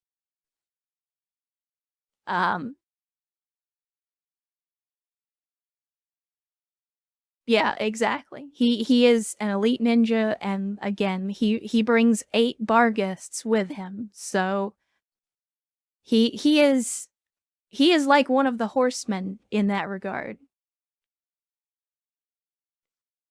But at any rate, I think we'll wrap up the stream at this point. It's been fun, of course, as always. I thank you guys for showing up. I thank you for spending your time here. You don't have to. And I appreciate that you do. Again, I've said this many, many times before, but the world is a roller coaster of challenges, and we all have a very limited amount of time on this planet. So I appreciate you taking the time to spend some of it with me. As always, you can find stream updates and random rambling over on the Twitter machine. That is where I tend to post updates for the stream. You can also now catch me on the BTA Discord if you are subscribed to that. If not, you should be able to get an invitation from the BTA wiki. And I also post updates there as well, so that you can see when I'm going to go live. Typically, I post on Twitter right before I go live, but on the BTA Discord, I'll post about 30 minutes ahead of time. Again, on the YouTubes, you can find the VODs from these streams. And again, I did up the release schedule so that you guys that are primarily watching on YouTube can get caught up a little quicker. Even with the 39 episodes that are out there, that's going to last. Even with 6 episodes a week, that's going to last through most of November. And of course, I will try to continue streaming during that time as much as I can. So I want to try to get you YouTube folks caught up. But as always, feel free to drop by on the streams if you want. I understand maybe you don't want to spoil things, but you're just missing bad decisions and things like that. So if you like that sort of gameplay, there will be plenty more coming down the line. Of course, I do also, in the future, I want to try to play some other things. I know we're playing a lot of BattleTech. It doesn't bother me, and I know you guys a lot of you are here for the BattleTech.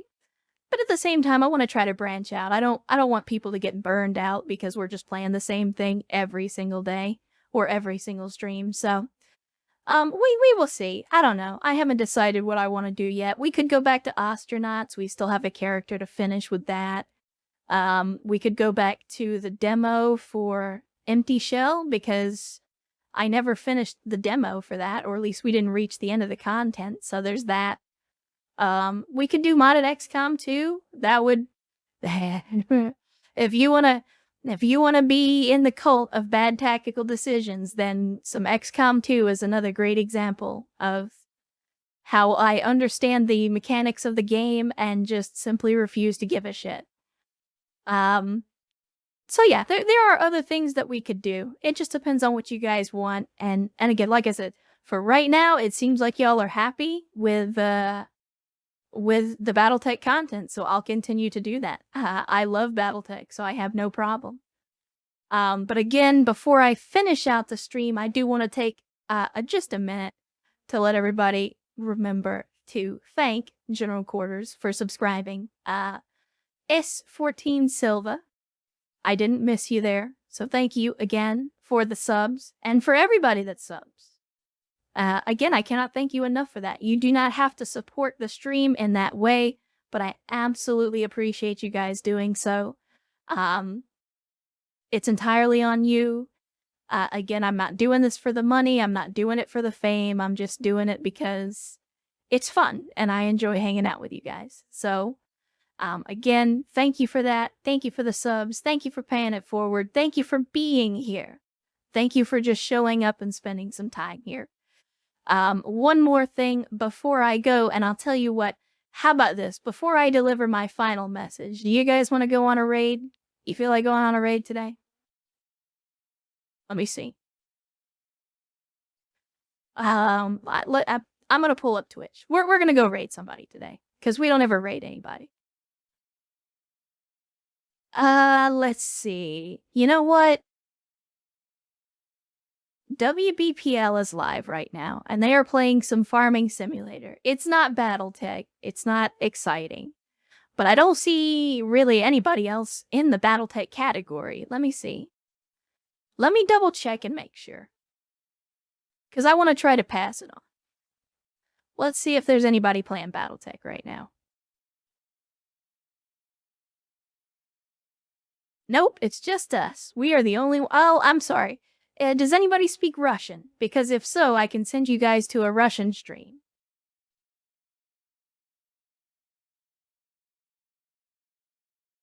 I guess that's a no. Alright, well then I think I'll send you guys over to the BPL. They are playing some farming simulator. They usually do on Fridays. So we'll send you over there. But in the meantime, yeah, you should be able to curse over there. But let me get the raid set up here, and we will go to WBPL 76. And in the meantime, I'm sorry I didn't have the music set up to do my outro, but I want to remind you all, as I always do, that your life has value and that the world is a better place with you in it. Never let anyone tell you otherwise, and I'll see you next time.